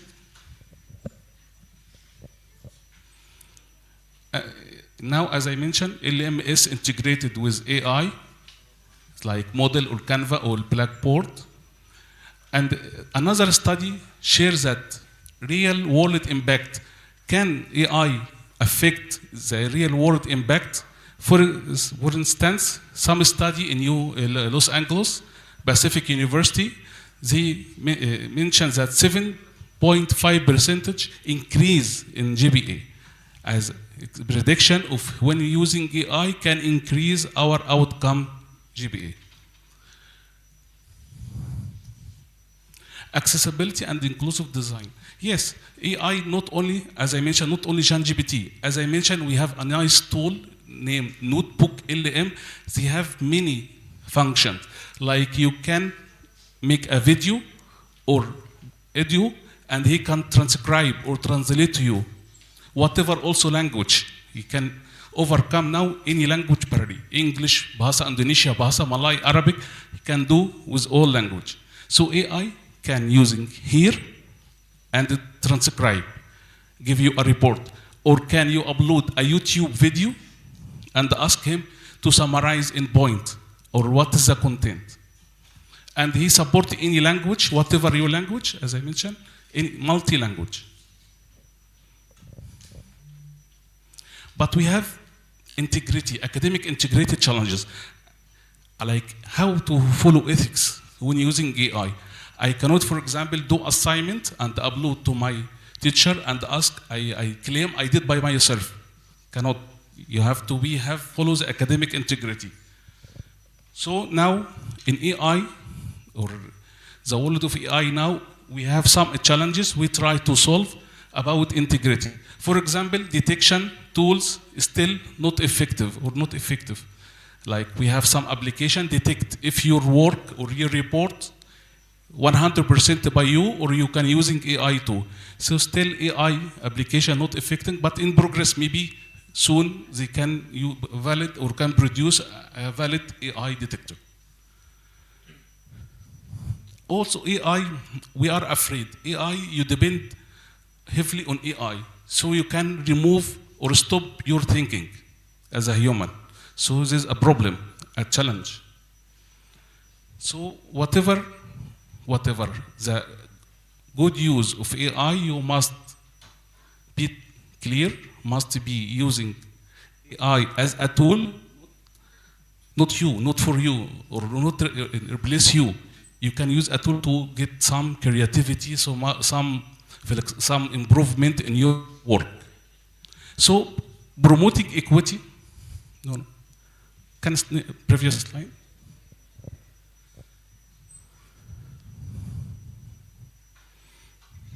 So we have one challenge of applying UI, have to follow academic integrity. As you see, okay, limitation or AI detection software is still not effective, but in the soonest future may become efficient to detect if this work by you or by AI. Next. AI algorithm, AI model how to do, how he can give you outcome.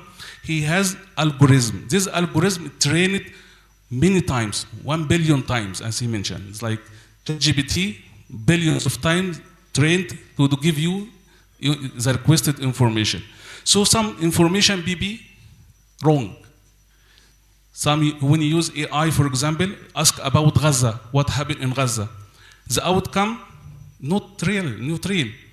He make Israel same Palestine because information input biased by Western country.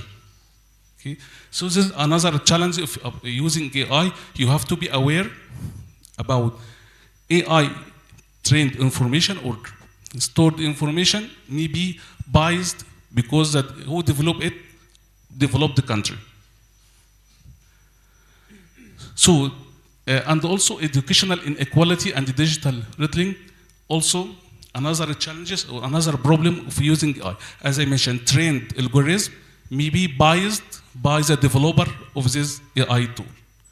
How to overcome this challenge? Have to promoting equality like algorithm auditing and diverse development team and the transparency and accountability.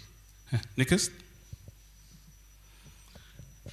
One of also challenges of using AI, he can decrease your cognitive capabilities. Don't over depend on AI. As I mentioned, it's only a tool to improve your work. Cannot pass your task to AI. So now you remove you as a human. Become AI is the master. So must be use AI in a fair way or an regular way as a tool to improve your work. Next.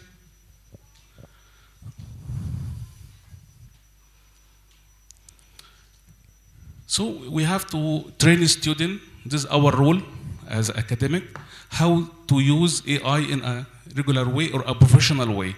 Make frequent workshop, how to use AI, how to develop your prompt, because you know AI use a prompt, a question, how to write a question. And parallel or equal by using your thinking, because you use AI as a tool to improve your work. Okay, next. Last slide. Future of AI in education. Suppose we need human AI more collaboration. When you are as a user, not a developer, suppose you use AI a tool only to improve your work. Based on your prompt, based on your guidelines, he can develop your outcome. Critical thinking you have also. Developer have to take care about using AI by thinking. The user have to use some prompt, depend on your thinking to guide the AI. Responsible application.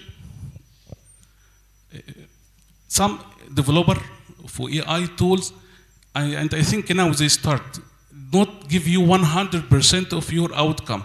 You must ask, and they make this AI like a co-pilot or assistant.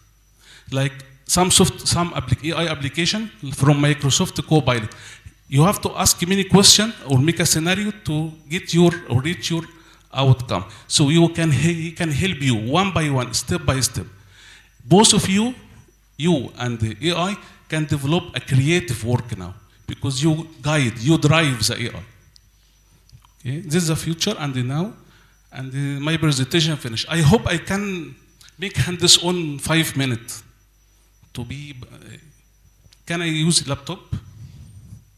Because I teach you how to transform my teaching in a practical way, hands-on.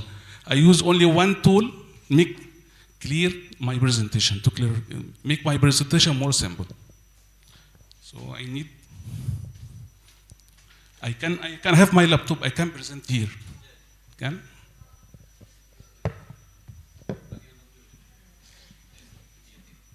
Bang Jul, tolong Bang Jul.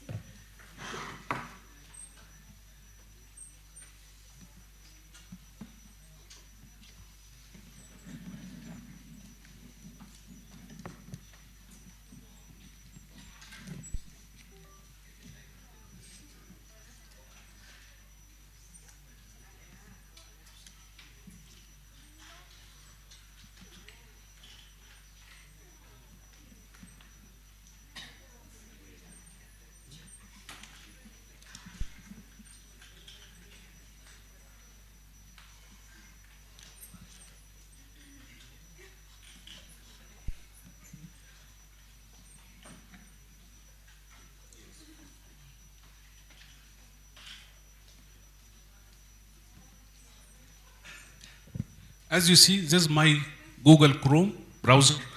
You have in your account here, your Google account, you have here an AI tool.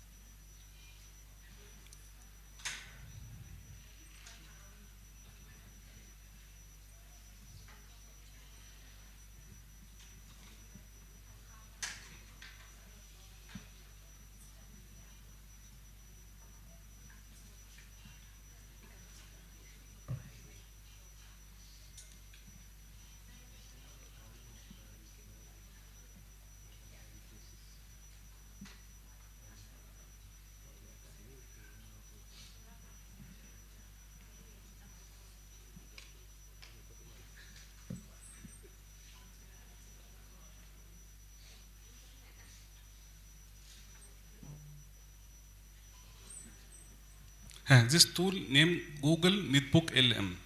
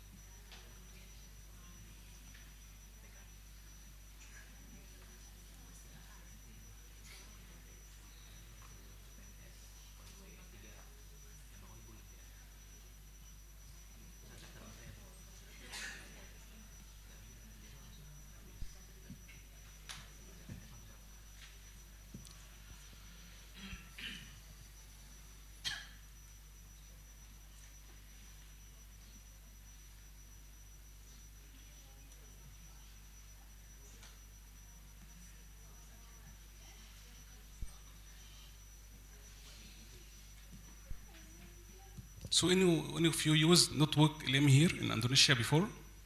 Netbook LM. You ready? No.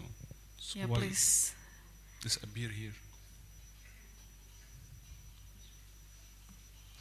Sir, do you need people here to open the mobile phone and then try Yes, to anyone can themselves? try because my laptop cannot reach. Maybe in Indonesia not.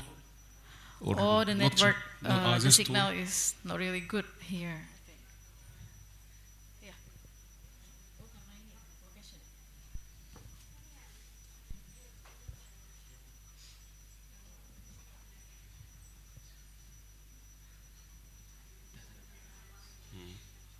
This one, http notebooklm.google.com. Can try using your browser.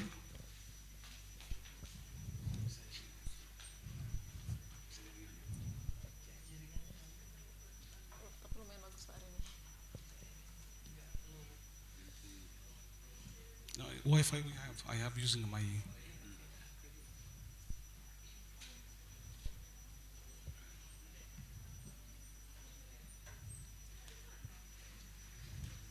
Password.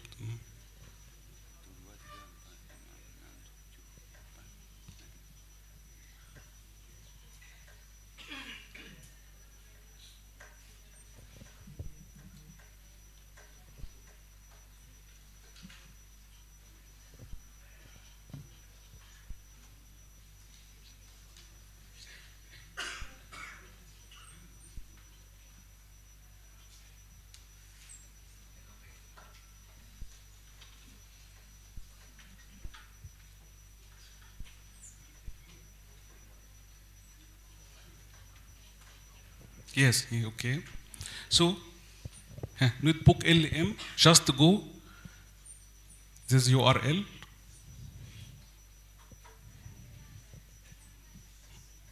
This URL, notebooklm.google.com, and we can start. First, I have you look in by my Google account. Okay, you have to log in or sign up, use your Google account. Second, create a new.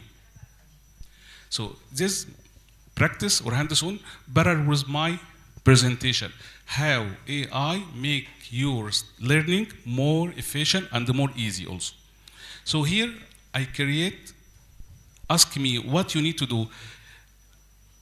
Here, like ChatGPT, I can enter my prompt. For example, today I have assignment about using how to use AI in learning. So my teacher asked me to submit a report or presentation, okay, or infographic to explain to him how to use AI. So here I enter my prompt about AI in learning.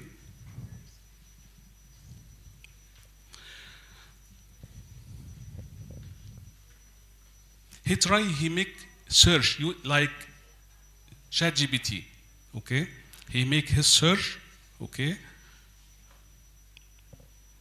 And he give you the resources. Okay. You can view all resources here, what he bring, his data or his information. Better to review which is the resources. Is it relevant to your topic, compatible with your topic or no? If yes, you see, one of these ones, the future of AI, okay? So it's compatible with my request or my prompt. So I have to get import, click import. See, he import these resources here to your panel here, your Canva, and give you a short summary, like abstract, about your topic, AI in education, evaluation, even he give you a title also, the ethics and the global implementation. Sudah bisa kira-kira? Atau harus diulang lagi? Udah ya? Boleh? Okay. Faham? Okay. So, most important for me, this right panel. Here he can transform your data or your information into several resources or several features like audio, video, mind map, report, flashcard, quiz, infographic, slide deck. All tool in one platform. Also, I make my search here. Instead, I can upload my chapter. I can upload my teaching material. I upload my PDF and ask them to summarize to me. So, sources here, I use search. But whatever, if you need to do, I can also upload a file.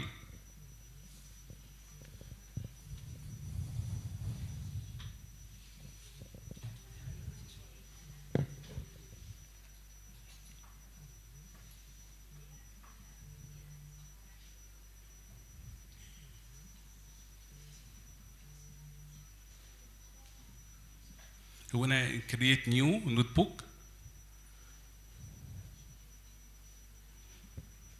here I can upload file or website or YouTube video.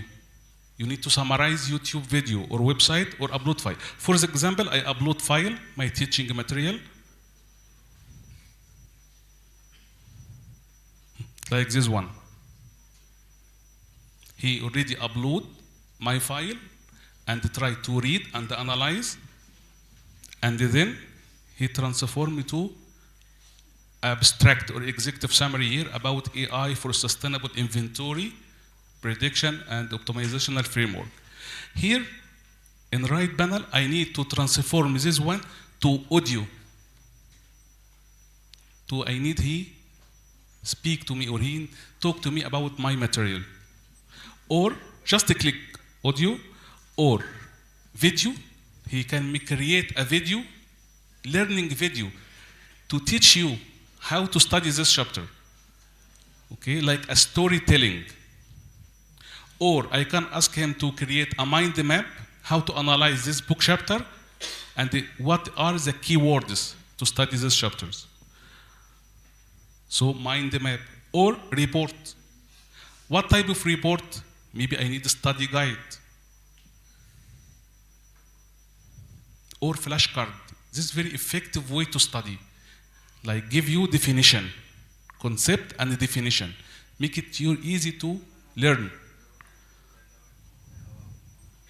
Or infographic, okay, or slides.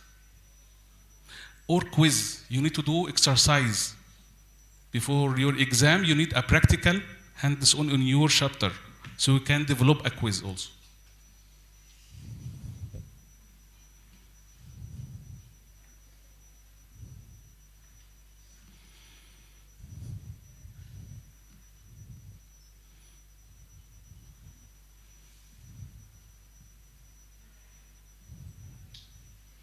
So today my presentation about AI study buddy, AI for you, for a student, okay? How to optimize your learning or your study. So one of them, I think this one the most efficient platform. One platform give you many tools here. For example, here he finished flashcard. You know how to study? Flashcard make you as a visual, focus on visual learning.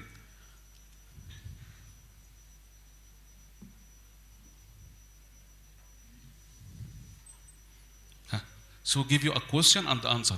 What are the two primary interconnected roles of AI in sustainable inventory? Okay, so and give you answer. Question and answer, Q and A. One of easy way for learning using visual tools like flashcard.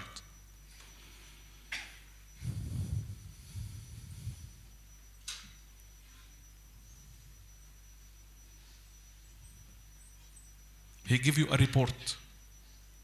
Study report like Q and A also. You can print out and study. So he summarize your chapter in a question, Q and A. Q and answers. He developed 10 questions and he give you answer sheet.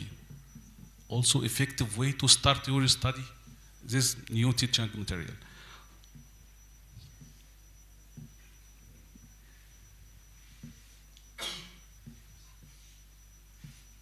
Flashcard, report.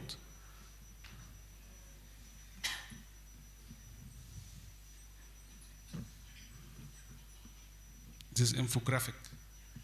He summarized the key term or key concept in your material in subsequent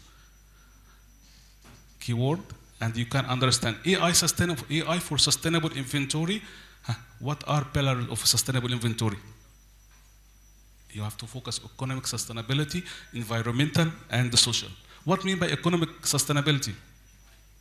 You have to focus on cost efficient, minimizing capital, and maximizing service level. So step by step, if you follow this study, I think your life become easy now.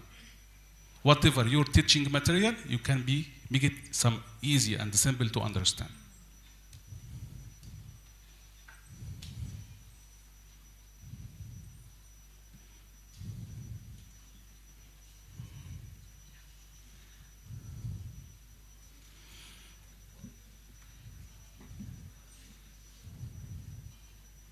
By the way, I saw some YouTube channel make their content using this software. I saw some podcast channel on YouTube making their content come from this one. Because you see audio here will give you a podcast outcome between two persons, make a dialogue. So also AI can help me to develop my content if I need to have a YouTube channel. Sure, after inshallah you graduate, you have intention to work as an entrepreneur or your own business. To promote your work or your product or service, you can use this tool to make a content for your marketing.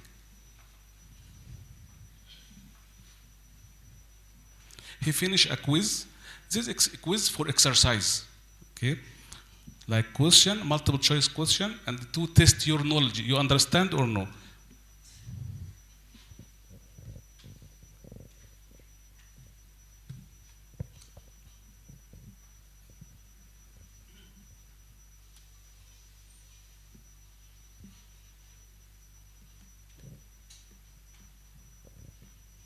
So it's called personalized learning. Yes, yes. So make your teaching material personalized to you as a student. Okay. This one, I give you a question and the multiple choice. You can test your knowledge. I understand or no. This quiz give you a grade. So after you finish your quiz, you can test your knowledge about this teaching material. Edu. This create podcast between dialogue between two persons.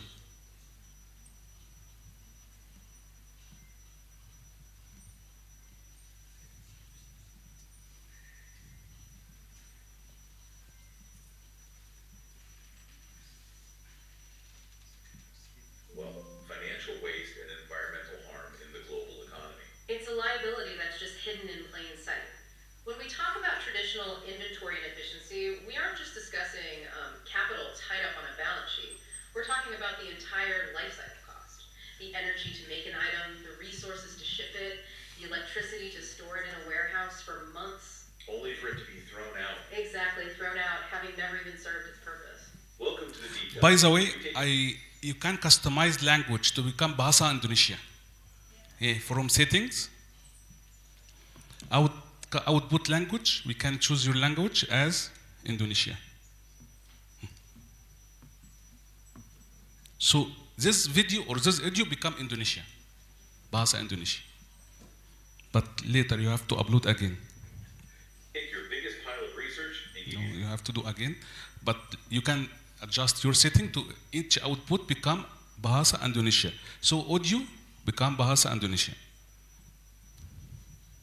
So from settings, output language, and enter your preferred language.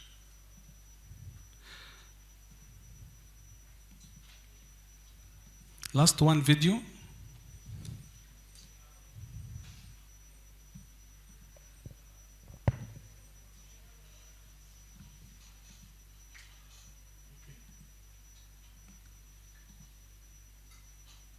I take a time to generate a slide. By the way, he created slides in the best graphic model, nano banana model. He built this PowerPoint about using the highest professional model, nano banana model.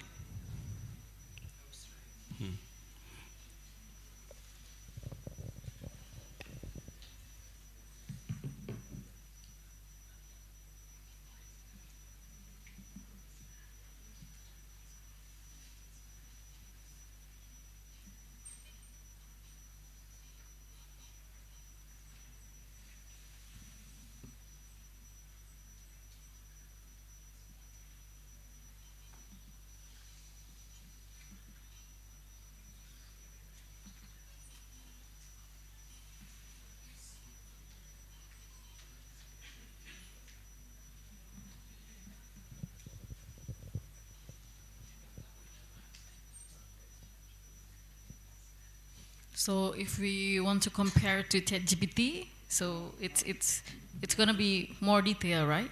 More comprehensive tool. Comprehensive. Cover all in one platform. ChatGPT you can ask and give you, okay? Like for example, ask to give you a report or create a PowerPoint slides. Maybe ChatGPT not fashion in slides, but can give you the structure. But you see this one? This is my presentation now. Using nano banana model. You see the graphics, highest one.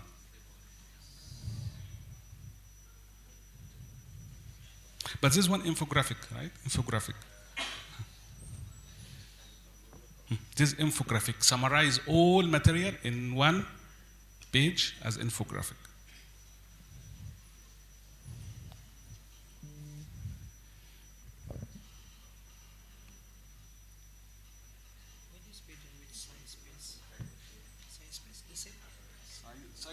SciSpace, another platform, but for research more. We need to upload, write a paper, write thesis, something like this. He can summarize your literature review, okay, SciSpace, and give you very efficient also in literature review to make a systematic literature review. SciSpace you have to pay. illicit and this size pay, you have to pay. But this one free, mostly free. But if mini video, you have one per day, but mostly free.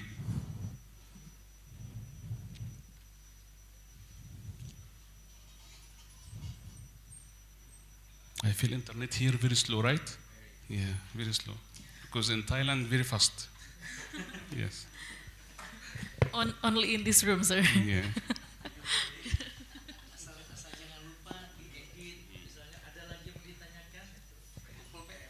So my Thai student last week, I gave them this hands-on. We finish in few minutes, all. Even I teach him how to create a video. Yeah. Especially for lazy people, eh? No. Maybe infrastructure only.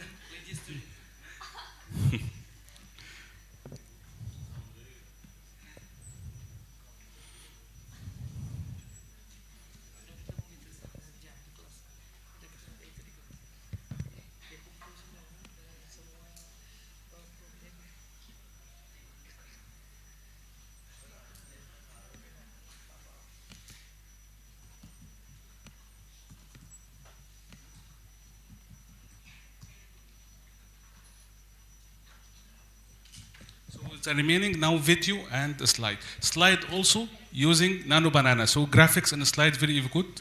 And the video you can as a storytelling. Okay, make two person, make dialogue or conversation, teach you the basic knowledge or basic key term in this chapter. Okay, so I hope you can try in your, inshallah, soon in your study and benefit from this session. Okay, thank you so much.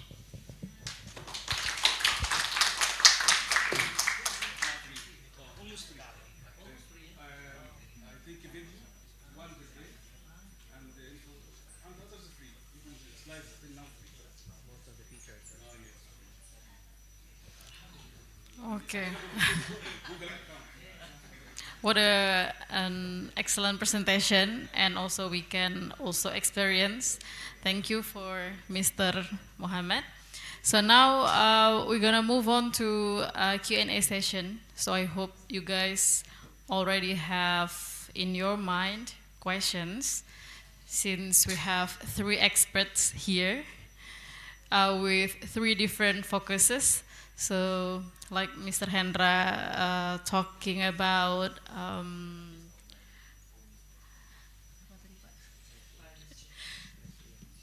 climate resilience towards coffee farmers, and then Mr. Riza talking about ethics in using digital business or e-commerce, and then the last, Dr. Muhammad already show us how to use personalized AI, right?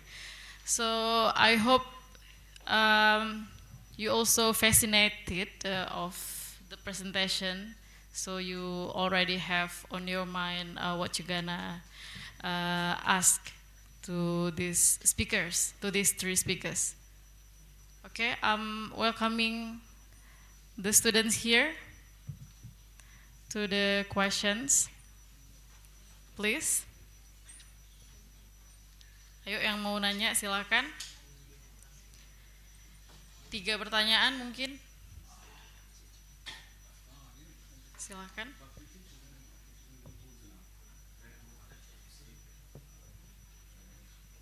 Boleh pakai bahasa Indonesia, ya. Oke. Siapa namanya? Tolong ini diberikan.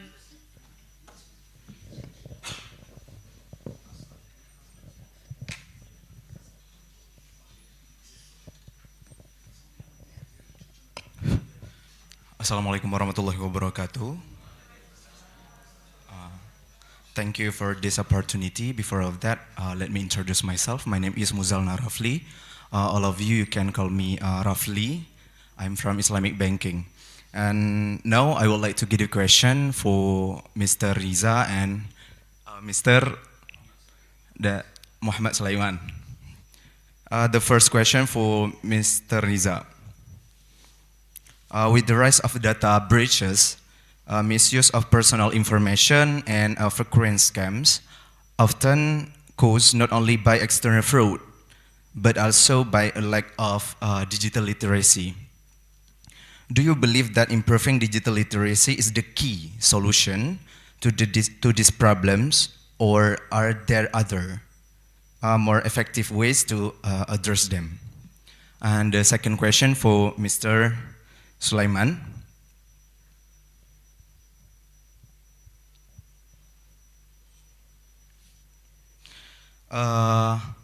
About AI, I think there is a lot of benefit of AI, or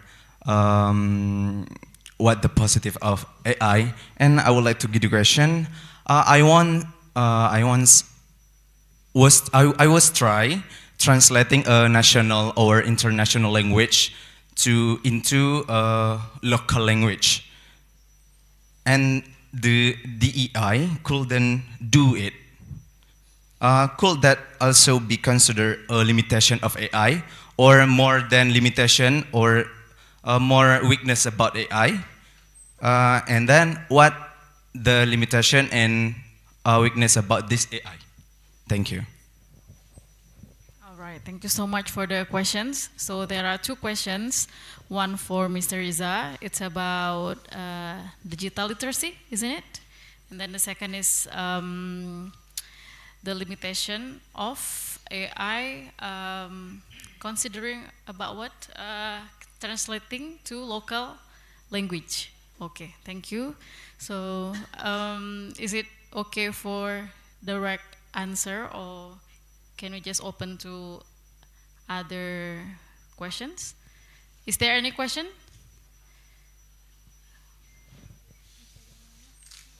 If there is no question for now, so maybe we can go to Mr. Riza to answer the question.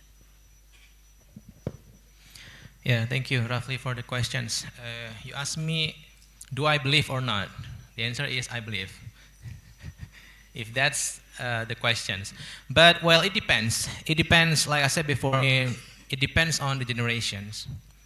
If the question is, by enhancing digital literacy, is it possible for us to avoid scams nowadays? It could be yes, for at least 3 generations. Your generations, Generation Z, millennials, and also X. We don't know yet about the alpha generations because they're still underage for now. But for boomer, I think it will be very difficult. AI nowadays could even impersonate your voice. So for boomers, they don't even know this thing exists.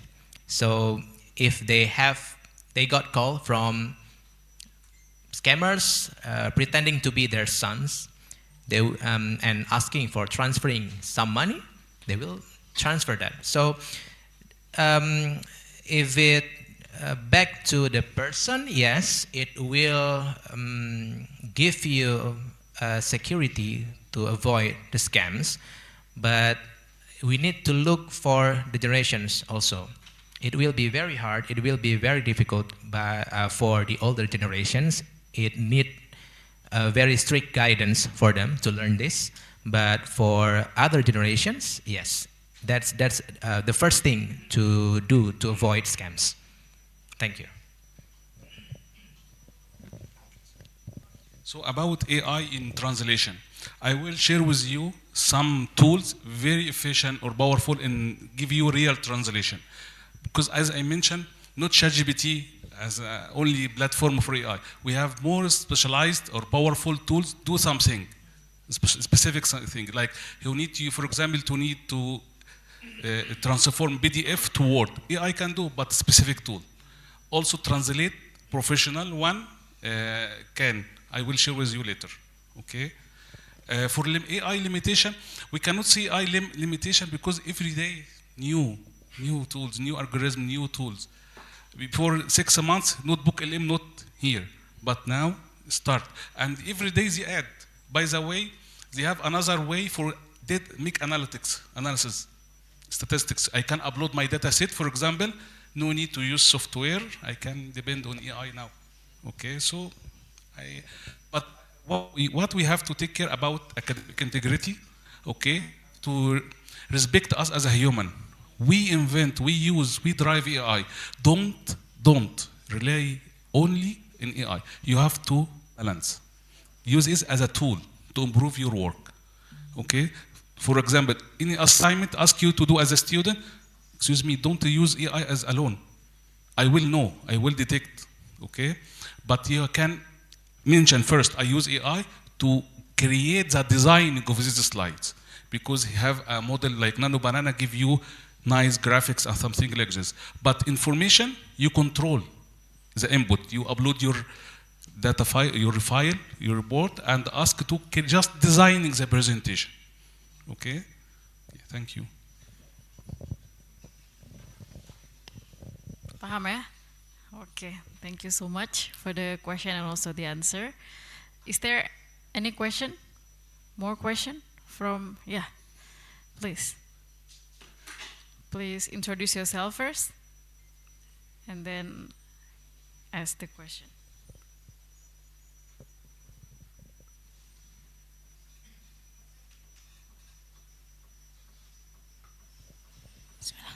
Assalamualaikum warahmatullahi wabarakatuh.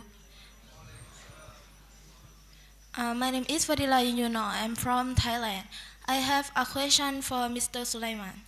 How does AI summarization affect both time management and learning quality? AI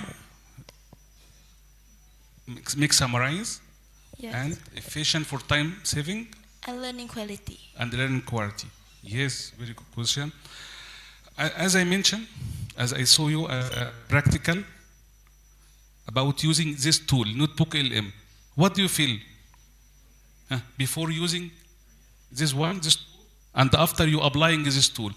I think this tool make your learning in a different way. Okay, maybe give you summarizing, give you voice, audio like podcast to listen. No need to read, you can listen. Or a flashcard, visualize, you can see. Or a video, okay, like a storytelling video. I think make it interesting now, make learning enjoying. And in future, maybe I develop another tool, make your learning very smooth and easy. So I think now very efficient now for you. You are lucky now to have this tool in your learning journey now. Okay, thank you.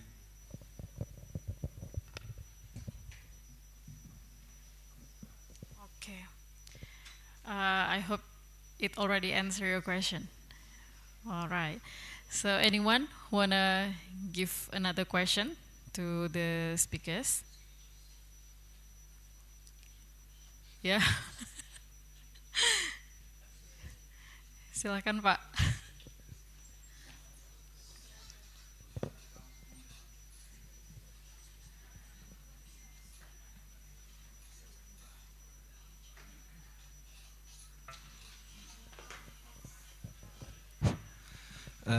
Thank you for the chance to ask questions.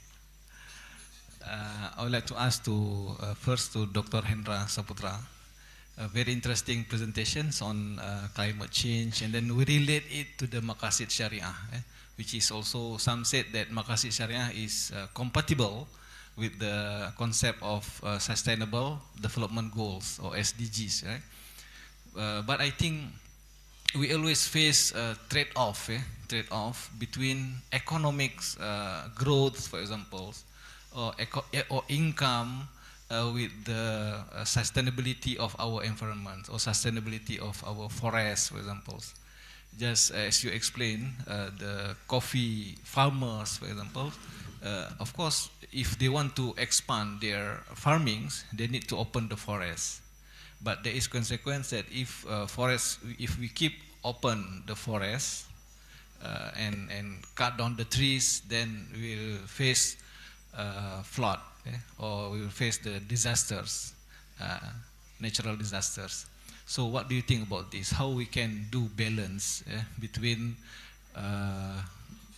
our desire to get more incomes, to get more economic growth, and at the same time we also want to maintain our environments, we want to maintain our nature or forests. How we can do a balance for this? And then for Dr. Muhammad Sulaiman and Pak Ariza, the same question also. In facing of AI or artificial intelligence, which is now try to replace the human intelligence, and in some aspects the artificial intelligence is more intelligence than our minds, right? But what is lost as one scholar says that Yuval Noah Harari, he said that in the era of AI, what is lost is the human wisdom, as you said just now in your presentations. So human wisdoms and human intelligence has been replaced by artificial intelligence, but human wisdom, I don't think it can be replaced, right, by these machines. But how do you think we will face also the trade-off, by using AI, but at the same time we also want our mankind is also progressing, and our wisdom is also progressing. See?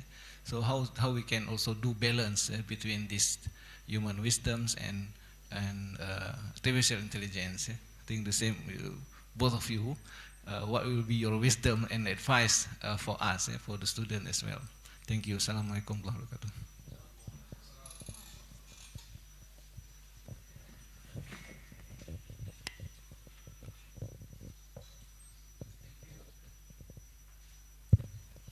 Thank you, Prof. Hafaz, for the question. From us, we need seriously to continuously about our work, about the promote Sharia compliant, especially in business and entrepreneurship. One of which environmental awareness, where is we work in the on theirs, especially about the farmer. The recommendation we must give like the promoting on Syariah compliance practice part of disaster. Sekarang itu adalah bagian penting menjadi pemikiran. Jadi menurut saya promoting itu menjadi hal yang penting. Syariah compliant biasanya digunakan hanya untuk ketika orang akan membuka satu lokasi atau membuka kebun baru atau desa baru. Tetapi untuk informasi Prof, bahwa banyak juga yang merambah hutan. As a majority, as a end users, what we should do? We must master AI from now. As inshallah fresh graduate or still near to graduate soon, you have from now start to master AI tools. Start from AI in study or e-learning. But in future, in your work, as I mentioned, you can use Notebook LM for digital marketing to create a content. So yeah, at least you have to master AI. Later, you can develop or you can change, okay, or can upgrade AI to use. You can drive the AI. So how, as an end user, because also AI has one risk to job replacement. Maybe as an owner of a business, I need to hire you. I can use AI instead of you. What to keep your chance in market? You have to master AI skills to fight now, not with your colleague, to fight with AI to get a job. So now we must master AI tools. Okay, thank you.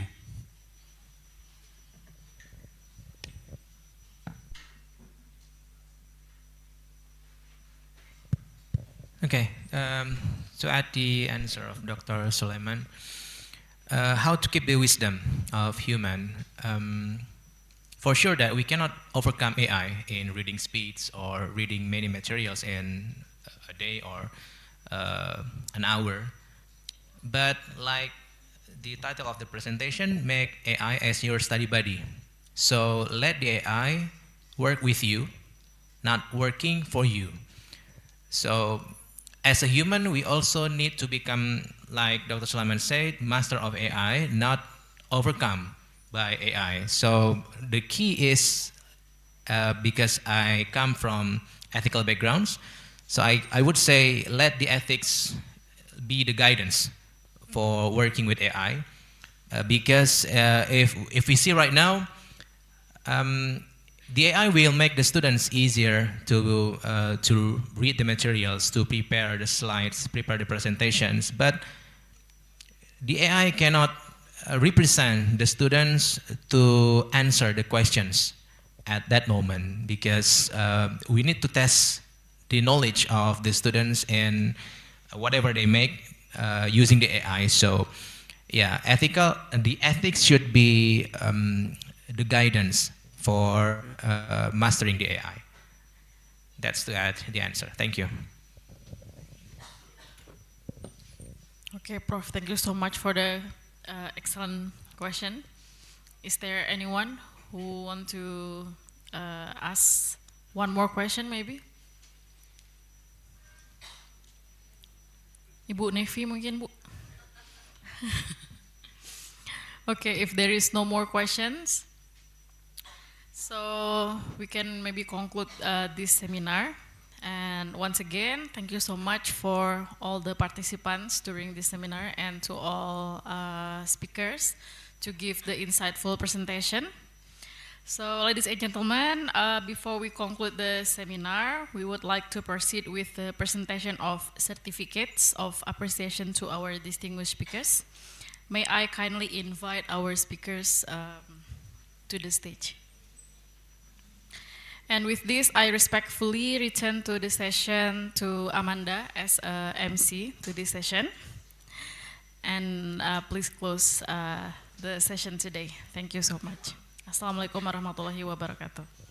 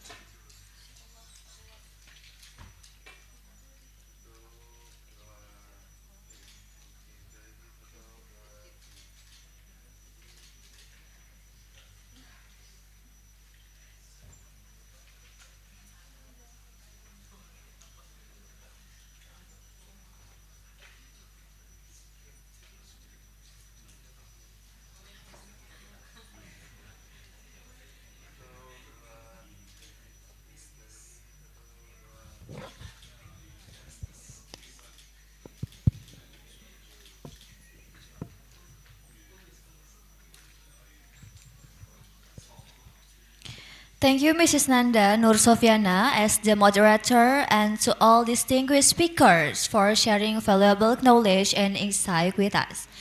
Distinguished guests, that concludes the morning session of the International Visiting Lecture and Seminar. The program will continue as follow lunch and pray zuhur on at 2 p.m. onward. Two parallel sessions will be held.